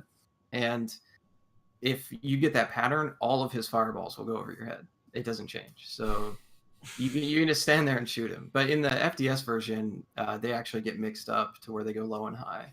So it makes it a little harder. I think the idea was probably that you would bring the ice beam in there and freeze the fireballs and then shoot him, but you don't have to do that in the NES version. Gotcha. Unless you get there's like what we call a bad pattern where they do go low and you would want that, but I mean most speedrunners would just reset for the good pattern anyway. So gotcha. So moving on to the creme de la creme, the apex of this speedrun is the Mother Brain fight. If you've never seen MetroidMcfly do the Mother Brain fight, it is a delight. I mean, you killed it at GDQ. Like, it's a lot of pressure. I don't know if you know, but there's several people watching, and you got legend Blackie on the couch, waiting there. You know, you want his approval. There's so many pieces to that fight. So many avoiding the shots that are being fired at you while you're making your way through the Zebatites, which are the names of those walls that you have to make your way through. You're getting fired at constantly with this rhythmic pattern, so you can avoid it. But I mean, it's still really tough. And then on top of that, you walk in there with 75 missiles, 73 of which have to land. Yeah. And why don't you explain? I mean, for those who haven't seen it, there's several barriers before you get to Mother Brain. Those are the Zebatites, I guess. Is that what those are? Okay. And so they take how many missile shots each? They take 8, but they regenerate very quickly, so you have to make sure you get all of your I didn't know they regenerated. Goodness. Yeah, because if they start regenerating, then you're probably not gonna make it out. But and there's all these SpaghettiOs chasing after you while you do that. And there's turrets that are moving around, and there's lava at the bottom by Mother Brains. So that's another threat. I love it. That's one of the reasons I like it so much, is just because it's just a ton of threats thrown at you at once, and it lags and everything, and it just makes you feel like, what am I supposed to do? But to the point of like when we did it at GDQ, I practiced it so much. I spent my full first half of the week just practicing all the time. But I made other mistakes, but like that was the one thing I wanted to try to like not make a mistake in. But really, it's kind of like Blues was saying. It's like you get to the point where there's a rhythm to it, and you see the initial pattern. And as long as I treat the initial pattern correctly, I can kind of expect where Rinkas are going to spawn from that point, because the Rinkas always spawn based on where your screen is. So if you're pulling your screen the way you should be, you'll kind of expect where they're going to be. Sure. That's kind of how you manipulate those spawns. But as far as the Zebs and everything, yeah, it's just really, it's that morph, unmorph jump and everything like that, and just kind of like that whole rhythm going through. It's not until something actually goes wrong, and then you have to try to like Adjust, for that. Yeah, like you have to be like, this. That's where it starts to get really messy. Don't you hate that stuff in speedruns where you're like, when it goes well, it's perfect, and then when it goes bad, you're just like, it's like, yeah, what am I gonna do? I mean, you can definitely correct it, a good amount of time. I think the hardest thing in this route is that you don't have missiles to spare. So, like, say for example, like I try to get up in front of Mother Brain spamming missiles, but the game is lagging.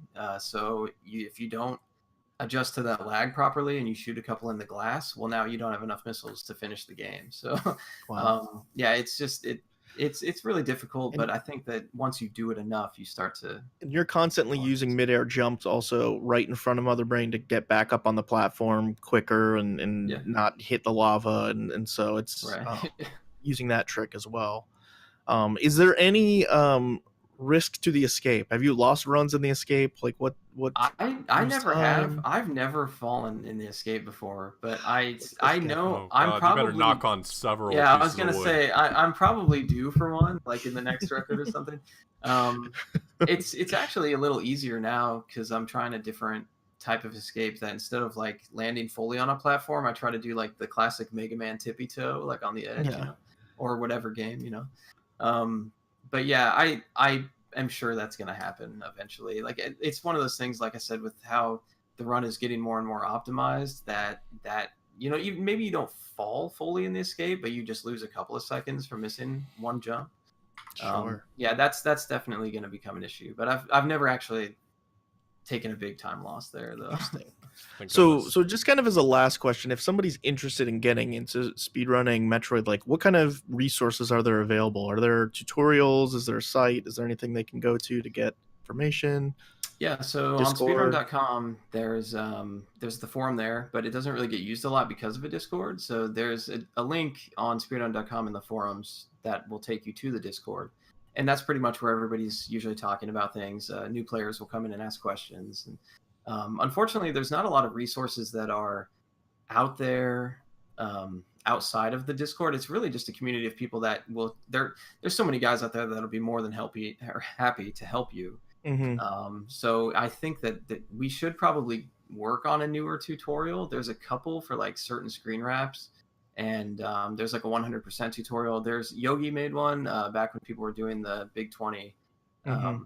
That one still stands as a good beginner tutorial. So there's some out there, yeah, but I think for the most part, the Discord is usually the best place to go.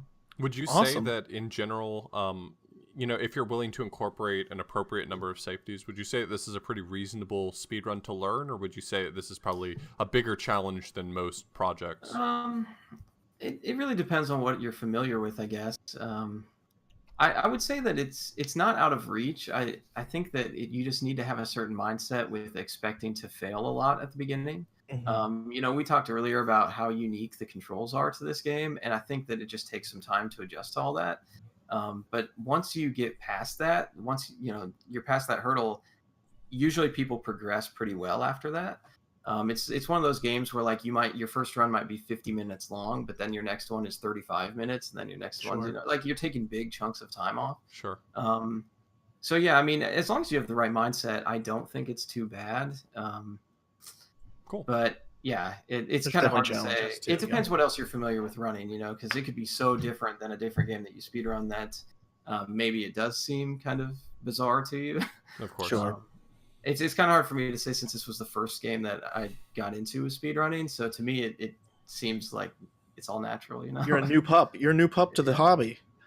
Yeah, well, Yeah, I think my year anniversary was probably this month sometime. I guess it Wow. was February last year that I started. So, I call him the young coyote. That's what I call him from now on. well, it was So, weird to be doing a run at AGDQ with everybody else. Like I felt like I was sure. among like so many veterans that I was just like, whoa.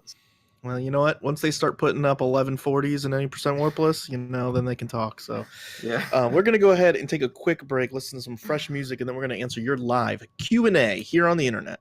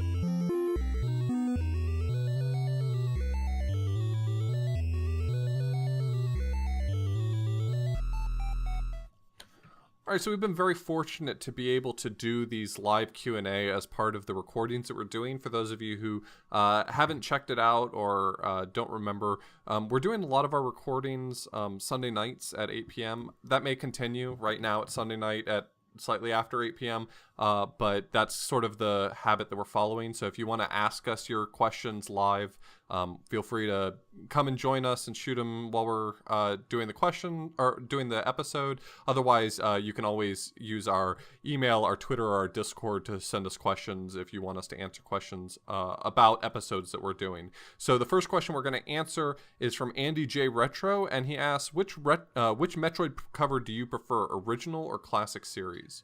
So for you live viewers or YouTube viewers, I've got both here. So here's the...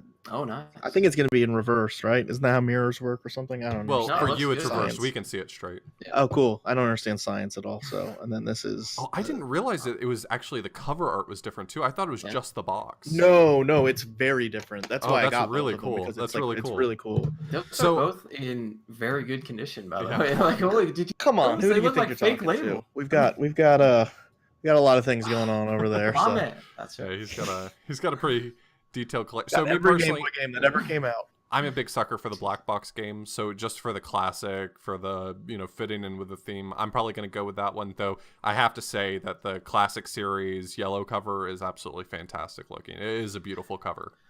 Yeah, Yeah. the gray cover kind of does the... It's literally... You don't see this a lot on NES. It's actual It's the actual sprites from the game. It's Yeah. what the gameplay looks like. Well, the I mean, black I don't box think there's games any... do that a lot for the cover, but they don't This do it isn't on the black cart box, though. itself. Well, it's it follows It's the like- same box it's art an early format of it, release, even though yeah, it was gray. yeah. But like, I don't think you're ever in this situation in particular, but it's still... That's pretty cool. But this is a whole new... I mean, this is a pretty detailed, awesome Samus, I have to Yeah. say. So I haven't really like looked at this, which is kind of sad that I spend my money on things I don't really look at. But yeah, I gotta go with the classic. I love that silver, like when you see that silver, like... So you mean the classic is in the silver cover, not the classic yeah, series sorry, the yellow first cover. one. Like I don't know, those silver... it's usually Konami games actually that have that like silver label. Like this isn't Konami, obviously, but like I don't know. It reminds me of my childhood. I never saw this until a few years ago, but it's a really cool box art. I mean, label art for sure. Yeah, that's exactly how I feel. I grew up with the silver label, so that's just what I came to love. But I do think the yellow one's fantastic. I actually didn't pick it up until, I had money and I was like, oh, I'll buy an extra card. I already have that game, but I like that. Let's go. Yeah. So, but otherwise, I had never even seen the yellow one until I picked it up, however long back. Cool. All right, so Andy J Retro again asks, where does Metroid land in the pantheon of great Nintendo games? You skipped the question that I was. I was going to let answer. you ask the question. Ask the question about myself. Yeah. You need to ask it to me, and then I answer. I'll ask it to you after this one. What's the amateur hour? So, where does Metroid land in the pantheon of great Nintendo series? Well, obviously it's the big 3 for Nintendo IPs, and it's the big 5 for Nintendo series. So that's Mario, Zelda, Metroid, and then you usually add in Kirby, and what's the other one? I'm trying to remember what the 5th one that's usually thrown in there. No, I don't think it's that. I don't remember. It'll come to me. But I mean, it's one of Nintendo's big 3 IPs.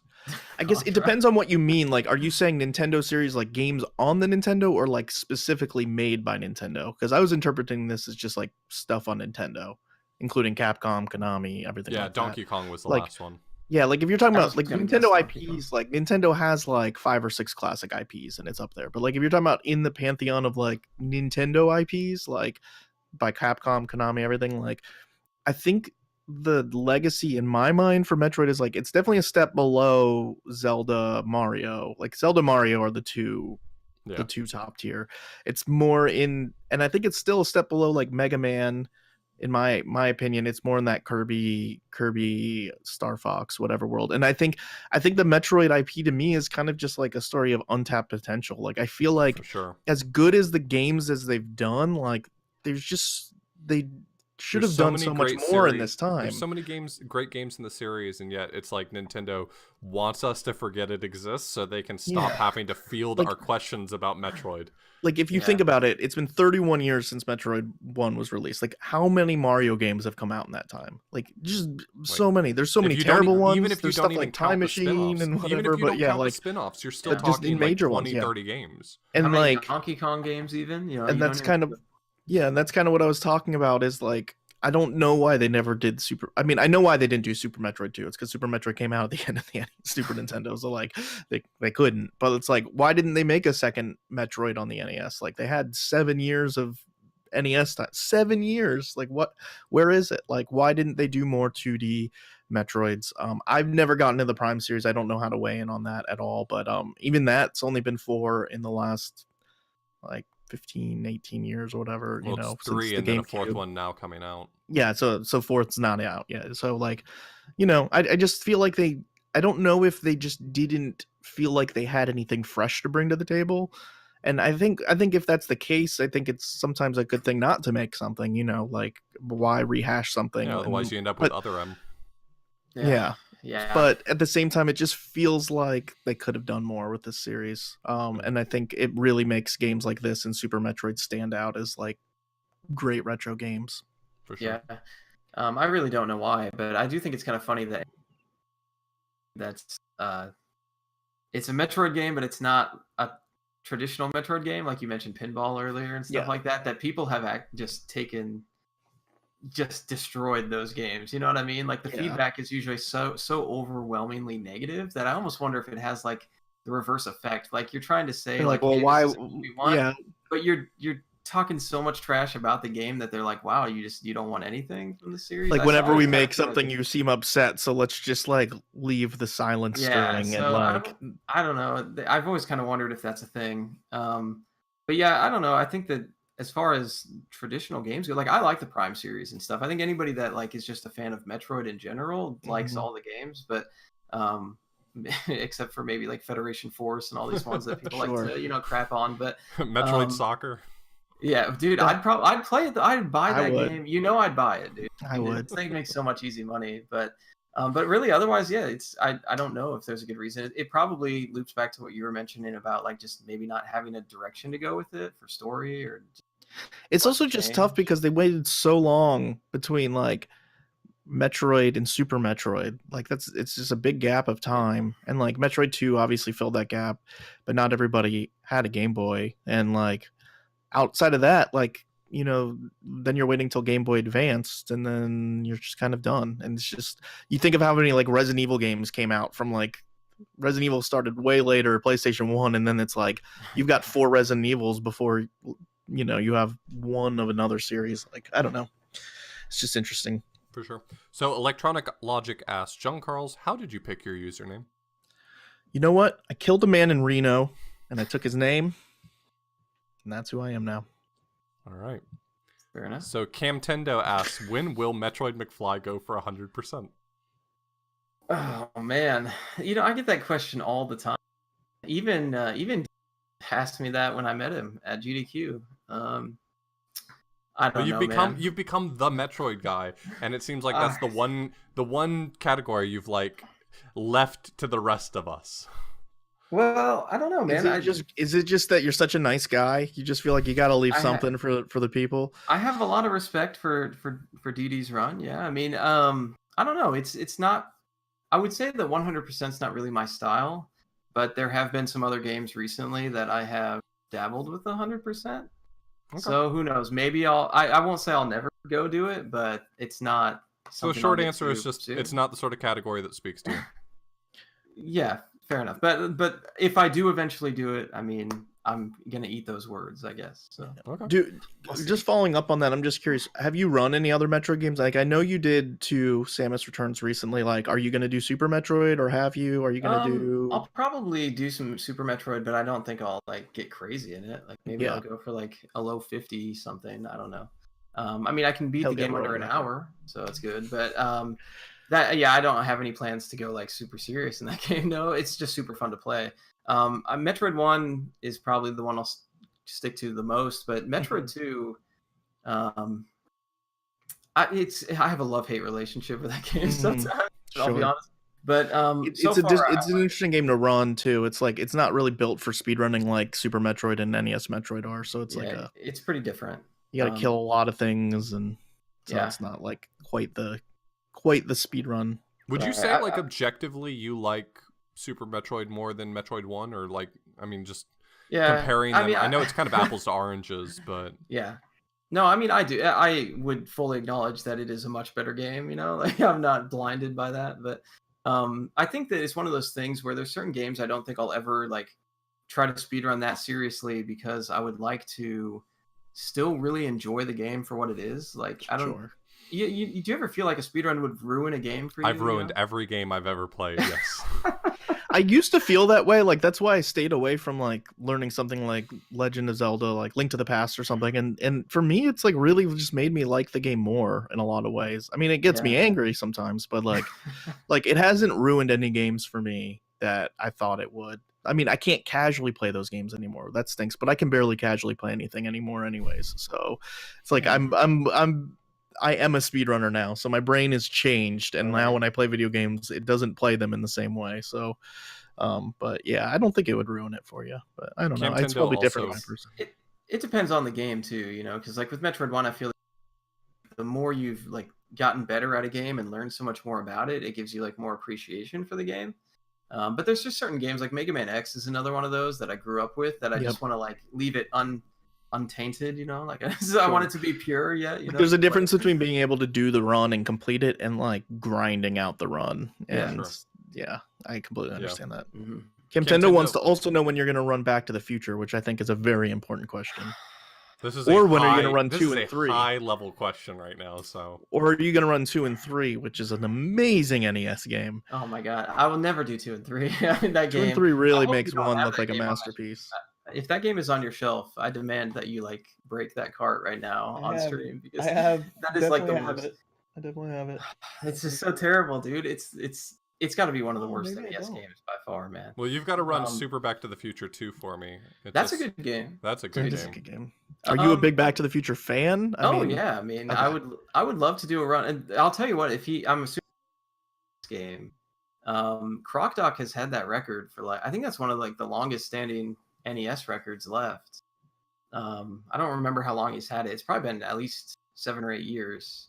Because he was willing to play the game. Yeah, well, it's a good run. I mean, it's a pretty much a game. Like the speed run is like don't get hit, really. Yeah. And it's easy to get hit in that game.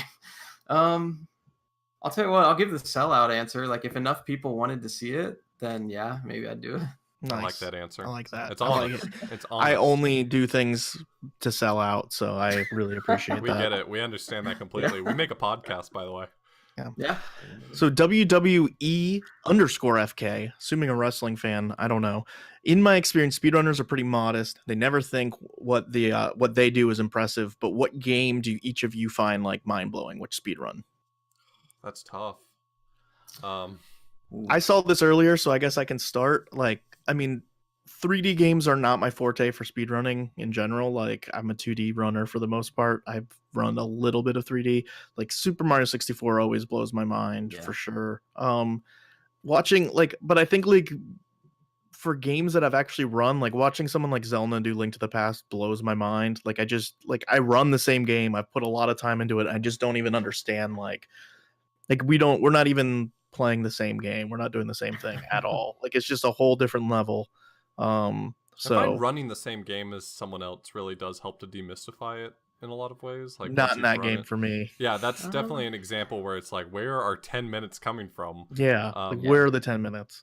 There's a lot of NES games. I'm struggling to come up with a really good example offhand, but there's definitely been NES games that I've considered speedrunning before, and I just decided that the investment to get to the level that everyone else is at just wasn't worth it to me to be interesting. There's just some games it's like, how are they pulling off the kind of skills that you need to do that? Absolutely. There's so many. I mean, I think more of specific runners. Like, I mean, I don't want to do a comprehensive list and like leave people out, but when I watch people like White Hat or Toad or Andy like pick up a new game, it's just like, it blows my mind, like how quickly they adapt to it and become a top runner in a game so quickly. You know, I'm not at that level at all. I don't consider myself anywhere near that echelon. So to me, I don't consider what I do necessarily impressive, but I do consider what a lot of other people do is impressive. I think at the same time, I do want to emphasize that I don't think like the game, like, speedrunning is accessible, and like I don't think it should scare people away, but it is also like really cool to see it done at a high level. Yeah, there's a lot of games out there with really fascinatingly large skill windows where it doesn't take a whole lot to get in on the game, but it takes a ton of work to master the game. So when you talk about the difference between a game versus a run, like, I'm always incredibly impressed by top level runs of like Super Mario Brothers 1 any percent. Like, the sort of talent it takes to get to that point, the amount of work it takes to get into that, to optimize at that level, it just blows my mind. The game itself, I've played the game. Any percent SMB1's not hard or particularly interesting, but once you get to that level, then it starts to really click in. So. Just the amount of like emotional mental fortitude it takes to like throw that number of attempts at it. I'd say the other thing that like Final Fantasy VII is another one kind of on the opposite end of the spectrum, is like the amount of time it takes to invest in that game to get good. And like I run that game. I'm terrible at it, but like just doing the step count throughout like 6 hours of the run, like moving in that game in general just doesn't even make sense. So like to do it precisely for 6 hours to like manipulate your encounters, like watching Ben or Lose Bell or something like at a high level, that stuff blows my mind. Yeah, I'm very similar in the way that I like when I watch TMR play Battletoads all the time. I mean, it's like you can memorize where everything's going to be, you can memorize the run, but like to actually do the inputs that way and to execute everything so well is always super impressive. But I think the thing that I've seen recently that is the most impressive to me is NES Cardinality playing Dragon Warrior. Oh god! And there's other Dragon Warrior runners as well, so I shouldn't just pick him out specifically. But the manipulation, the manipulation in that run is just mind blowing. To think of how, like, I mean, it's like a 5-hour long run, or however long it is without manipulation, and then it goes down to like 20 some minutes, you know? Yeah, we talked about that during that episode. You know, that was a comfy run for me to watch back in the days where Fiesel 6 hours of 6-hour attempts. fighting the same man. Now it's like monster. What, 40 minutes long? Like, yeah, it's just one of those things where it's like, even whatever, like, you know, you were talking about menuing and stuff, even though I suck so bad at menuing, I think it's like one of the hardest skills in speedrunning, but I don't know why. Maybe I just suck at it. But I think that just the fact that people went through and like found those manipulations and like put that route together, that's what's like super impressive to me. Yeah, when the Final Fantasy VII step route came out, it was like blew people's minds because nobody had gotten to sub 8 hours, and it took like Now to this point, it's taken like 26 minutes off the run. But it's like you have like that. If you've tried to move in that game, like you can't move in that game. Period. Like you always are getting caught on something or whatever. Like because you're like running around on these weird surfaces. Like it's pseudo 3D or whatever. So like I don't. Yeah. It blows my mind. I think the last thing like I would want to say is like the skill of like watching a Zelda 1 runner, like because that game is not scripted at all. And like I think that's a completely different skill as well that I really appreciate. I think it's what people appreciate about Rando. It's like you have to have such a high level of knowledge of the game that you're like, oh, I got bopped here because of bad luck. Like now the drop table's here, and like, oh, this enemy pattern's here. These dark nuts are doing this. Like that game's not scripted at all. It's not a Mega Man game or like a Mario game where you know exactly where you're jumping, what enemies where, and like watching somebody like Cantaloupe or Lack Attack do that game at a high level is just always kind of awesome. For sure. WWE also asks, what is the weirdest or stupidest thing that has ever cost you a good run? Well, I'll throw out first the stock answer, RNG is always the stupidest thing. The weirdest thing I've ever done to lose a run is I've literally dropped my controller in the middle of playing. Yeah. Oh no. I've done that actually a number of times, especially when it's a game like A Link to the Past where you're really used to holding the controller a specific way, and then you change the way you're holding it because you're like mashing or something, and then you just drop the controller randomly while you're doing that. I do that a lot. You would think that a grown adult with hands the size of mine wouldn't be dropping small pieces of plastic, but You're a large man. I am. You got big hands. Have you ever like sneezed in Lost Run? That's what I was thinking of. No, I don't think I have done that. Sneezing's a hilarious thing because like sneezing just like you're done for like that 1 second. Like if you're driving on the highway and you sneeze, like it's the most terrifying thing ever. Yeah. You're like, for the next second I will not know what's happening. Like that's why when I watch football games I always root for the kickers to sneeze, because I feel like if you sneezed while kicking a football, like there's no way you make that field goal, right? But I don't think I've ever lost a run to sneezing. No. I don't think I have anything. I had one where I dropped a controller too, and I actually think that is the dumbest. It wasn't speedrun, but I was trying to beat Gradius 3 on stream, and I died to like one of the bosses towards the end, and I was trying to like be very I don't know, animated about it. I was like, oh my god, I dropped the controller, and it just happened to hit the reset button on my console. Oh my god. And just reset the run. And I was just like, that went downhill fast. Yeah, well, so I mean, I don't even know if that goes down as one of the stupidest. I mean, it was actually pretty awesome. You're missing your stupidest. I know you're stupidest. What's my stupidest? You had a PB in Link to the Past. Oh god. It was done. You killed Ganon, and then you walked into the hole and fell off. Yeah, I've done the same. That's because I didn't know how that mechanic worked. That the bridge doesn't appear if you're too close to the edge of the. It's definitely a dumb way to lose a 90-minute speed run. I'll tell you that much. You were going to PB. The game was over. All you had to do was walk up a stairway. And I've done the same thing. Stairs didn't spawn. I haven't lost a PB to that, but I have lost I was 10 seconds ahead of my behind my PB. I was gonna finish 10 seconds, off of PBing and did the same thing. I was just like, it's so demoralizing. Yeah, that's rough. So Nolan Hall asks, what aspect of this run is the most challenging to a beginner? I mean, really just learning the mechanics. I mean, like I mentioned earlier, I think that's really it. I think that maybe it depends what you're going to try to do for a route and stuff.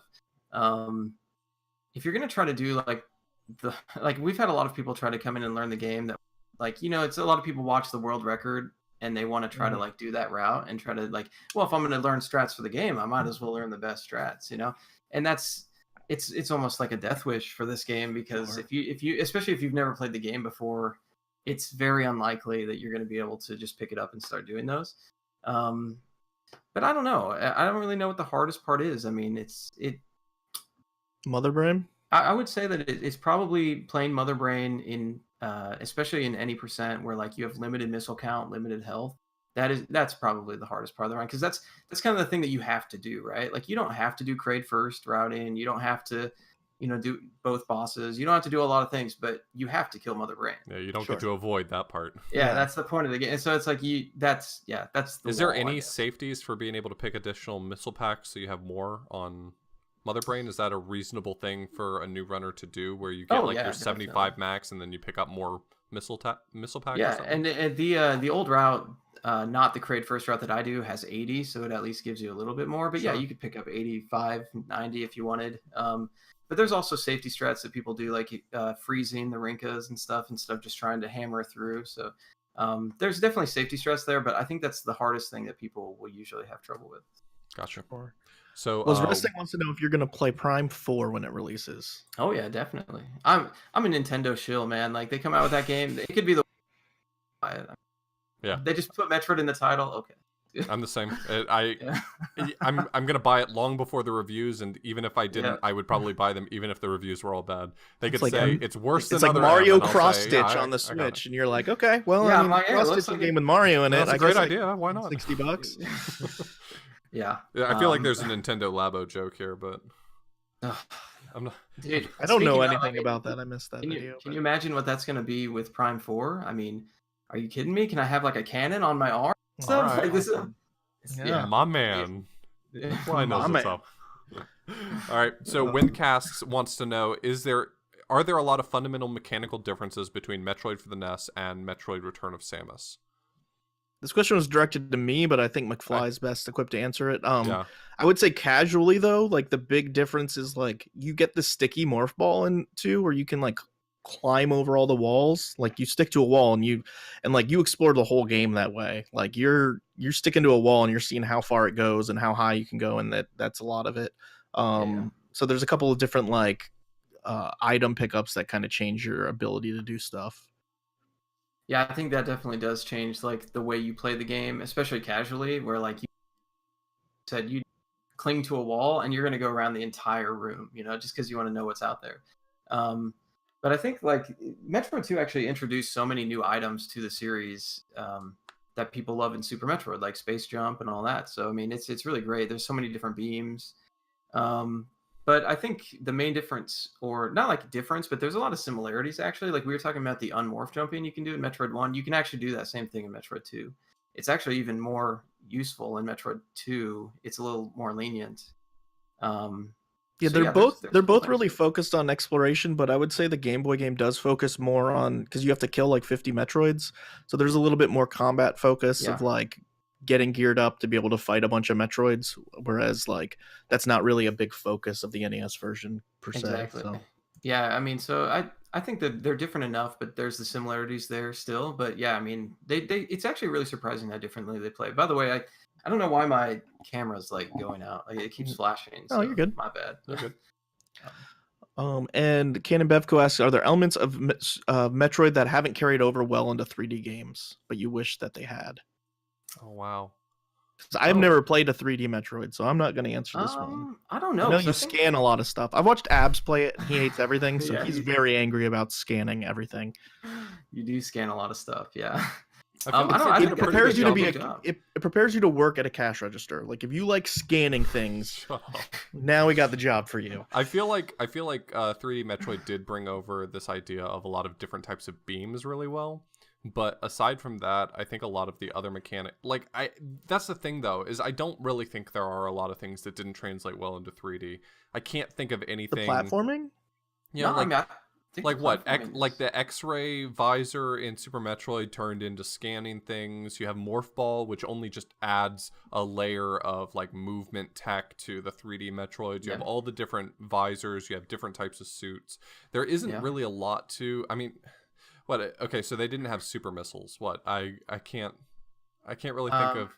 No, I think they added super missiles, right? I'm trying to Did think they? back now. In the 'Cause you later could do like primes? you charge the power. Maybe beam. I'm gonna play all these games before 4 comes out because it seems like people really do like them. So. The Prime games are really good. I've played Yeah. 1 and 2. I never played 3. Yeah, I think that I feel the same way. I mean, everything. I think especially Prime 1. I think they just so well. I mean, it's a really great game, and I think everything does transfer well. And then in Metroid Prime 2, they even brought in like the screw attack and stuff like Right. that, and being able to jump off walls. And so yeah, I think you know, I actually think they've done a really good job. I can't think of anything off the top of my head that I think that's one of the reasons why it's such a huge disappointment that Nintendo has turned its back on the Metroid franchise. And it feels like they've turned their back on the Metroid franchise. I mean, we are getting Prime 4 now, so I have to stop complaining about that. But it's just You saw that trailer. It said Prime 4. I know. Now I know everything I need to know. It's 4. I saw 4. I pre-ordered it, man. Yeah. But, I mean, I think that's one of the things is that the game does such a great job of translating the Metroid experience into 3 dimensions. And so it's like, then do more of it. I just want more of it. Like, Yeah. Yeah. Well, Nintendo has this issue where, like, if they know people want stuff and they can make large sums of money on it, they try their hardest not to do it. They're like, everybody wants the NES Classic. Let's release 20 of those into the country, and then we'll wait like 5 months. It's like, what? I don't understand. But then they released another 20, so it's okay. Yeah. So Space Cow wants to know whether or not we can add a milestone on Patreon that's just you and me a cappella singing NES Classic songs, which personally I think is a fantastic idea. I wanted to throw that one in there. Is it? It is a great idea. I mean, think about us humming the iconic tune of of Metroid. I think it's Anyway. It's possible. It's possible. You know, if you really want good acapella, who's that guy who does all the video game acapella? Because that guy's amazing. I haven't can't seen think of his the name. stuff in so long. I can't. Smooth McGroove. Smooth that's McGroove. it. Go check him on YouTube if you want some acapella for video games. That guy is the real deal. So that's his Yeah. whole life. So if people want to find you, McFly, doing the Metroids, getting Super Metroid World Record, which you promised on this podcast, you take man. down Zost, and other things. Where can they find you doing attempts of this game? Well, say just twitch.tv/MetroidMcfly, Twitter, same handle. I'm still trying to get better at using Twitter. I never used Twitter before becoming a speedrunner, so I'll admit that I'm really Sure. Yeah, our community really latched bitch onto there. Twitter. I don't 100% get why specifically Twitter, but I'm just glad it's not like Facebook because I'm not making Yeah. a Facebook. I think my friends like all moved on from Twitter a long time ago, and it's like Really? kind of funny to me that like I don't know, it's transformed into this video game world for me. So the speedrun Yeah, community has kept Twitter single-handedly keeping the Twitter community alive. exactly, man, exactly. How about you, Joe? But yeah, I'm usually streaming a few in the afternoons or nights. So awesome. Definitely go give MetroidMcfly a follow. It's a good watch. I watched him do some Bionic Commando the other day, so he's Great learning game. new speed games. It's a really good stream. Auth, where can they find you? Twitch.tv/AuthorBlues. You can find me on YouTube and also Twitter as AuthorBlues. I got AuthorBlues in all the places, my dudes. Yeah, I So- remember the struggle. I remember the struggle with the Swedish woman or whatever, but we Yeah. got it. Back in the days of _AuthorBlues. How about you, John? You can find me on Twitch and Twitter at John Carls. You can find me on YouTube at John Carls1. Womp womp. Also, huge shout out to our supporters. So, like, if you want to look for our stuff, you can go to theframesavers.com. It'll have links to, iTunes, Stitcher, or SoundCloud, all this stuff, Twitter, and also links to our Patreon. So that's where you can support us. You can either support us by subscribing to us now on Twitch. You can be a sub. We are working on getting emotes and some, something to give you back to you for that. But if not, you can also give money to us on our Patreon. That's patreon.com/theframesavers. We want to give a special shout out to our $25 a month patrons, Tina Hacks. You can find her on twitch.tv/Tina Hacks. She runs Shantae, Wonder Boy. She's now a top 3 Final Fantasy VI speedrunner, awesome streamer, good friend of ours. Go give her a follow. Mr. Pizak, you can find him at twitch.tv/MRPZAK. Classic retro speedruns, NES stuff. You can also find our buddy Kip at twitch.tv/KIPP. Very fitting to this episode because he is a Super Metroid speedrunner. He also hosts a Super Metroid Strat Chat every other Thursday on his stream. He invites top members of the community to come and kind of help explain how to do tricks to people. So if you're looking into learning that game, that's a great place to go. We also want to plug our buddies at Warp World Podcast, Pooh, Jakku, and Xwater. You can find them at podcast.warp.world. They do an awesome podcast, kind of more about Twitch news and gaming news, a little bit different than ours. So definitely go give them a follow and listen. They're really good. And also a huge shout out to Brian Morgenthaler for producing the podcast. He edits it. He makes it sound good. You can find him at BMorgs TV on Twitter and Twitch. And lastly, a lot of words, Space Cow, our buddy, thanks for helping with the live Q&A. He helps us organize that so we can answer your questions in chat while we also do this podcast. So that's pretty sweet. Any last thoughts about Metroid life? If, Things. Everybody should play Metroid. I mean, that's yeah, if you're looking for an excuse to get into Metroid, just participate in the next Big 20 because I'm sure it'll be there again. Yeah, if you definitely go watch McFly's run. Check out his Mother Brain. It's so impressive. Check out his GDQ run and check out the game. It's a fun game. It's a lot of exploring and listening to cool music. So, speaking of cool music, I think that's the end. So we'll see Take you. it easy. Peace.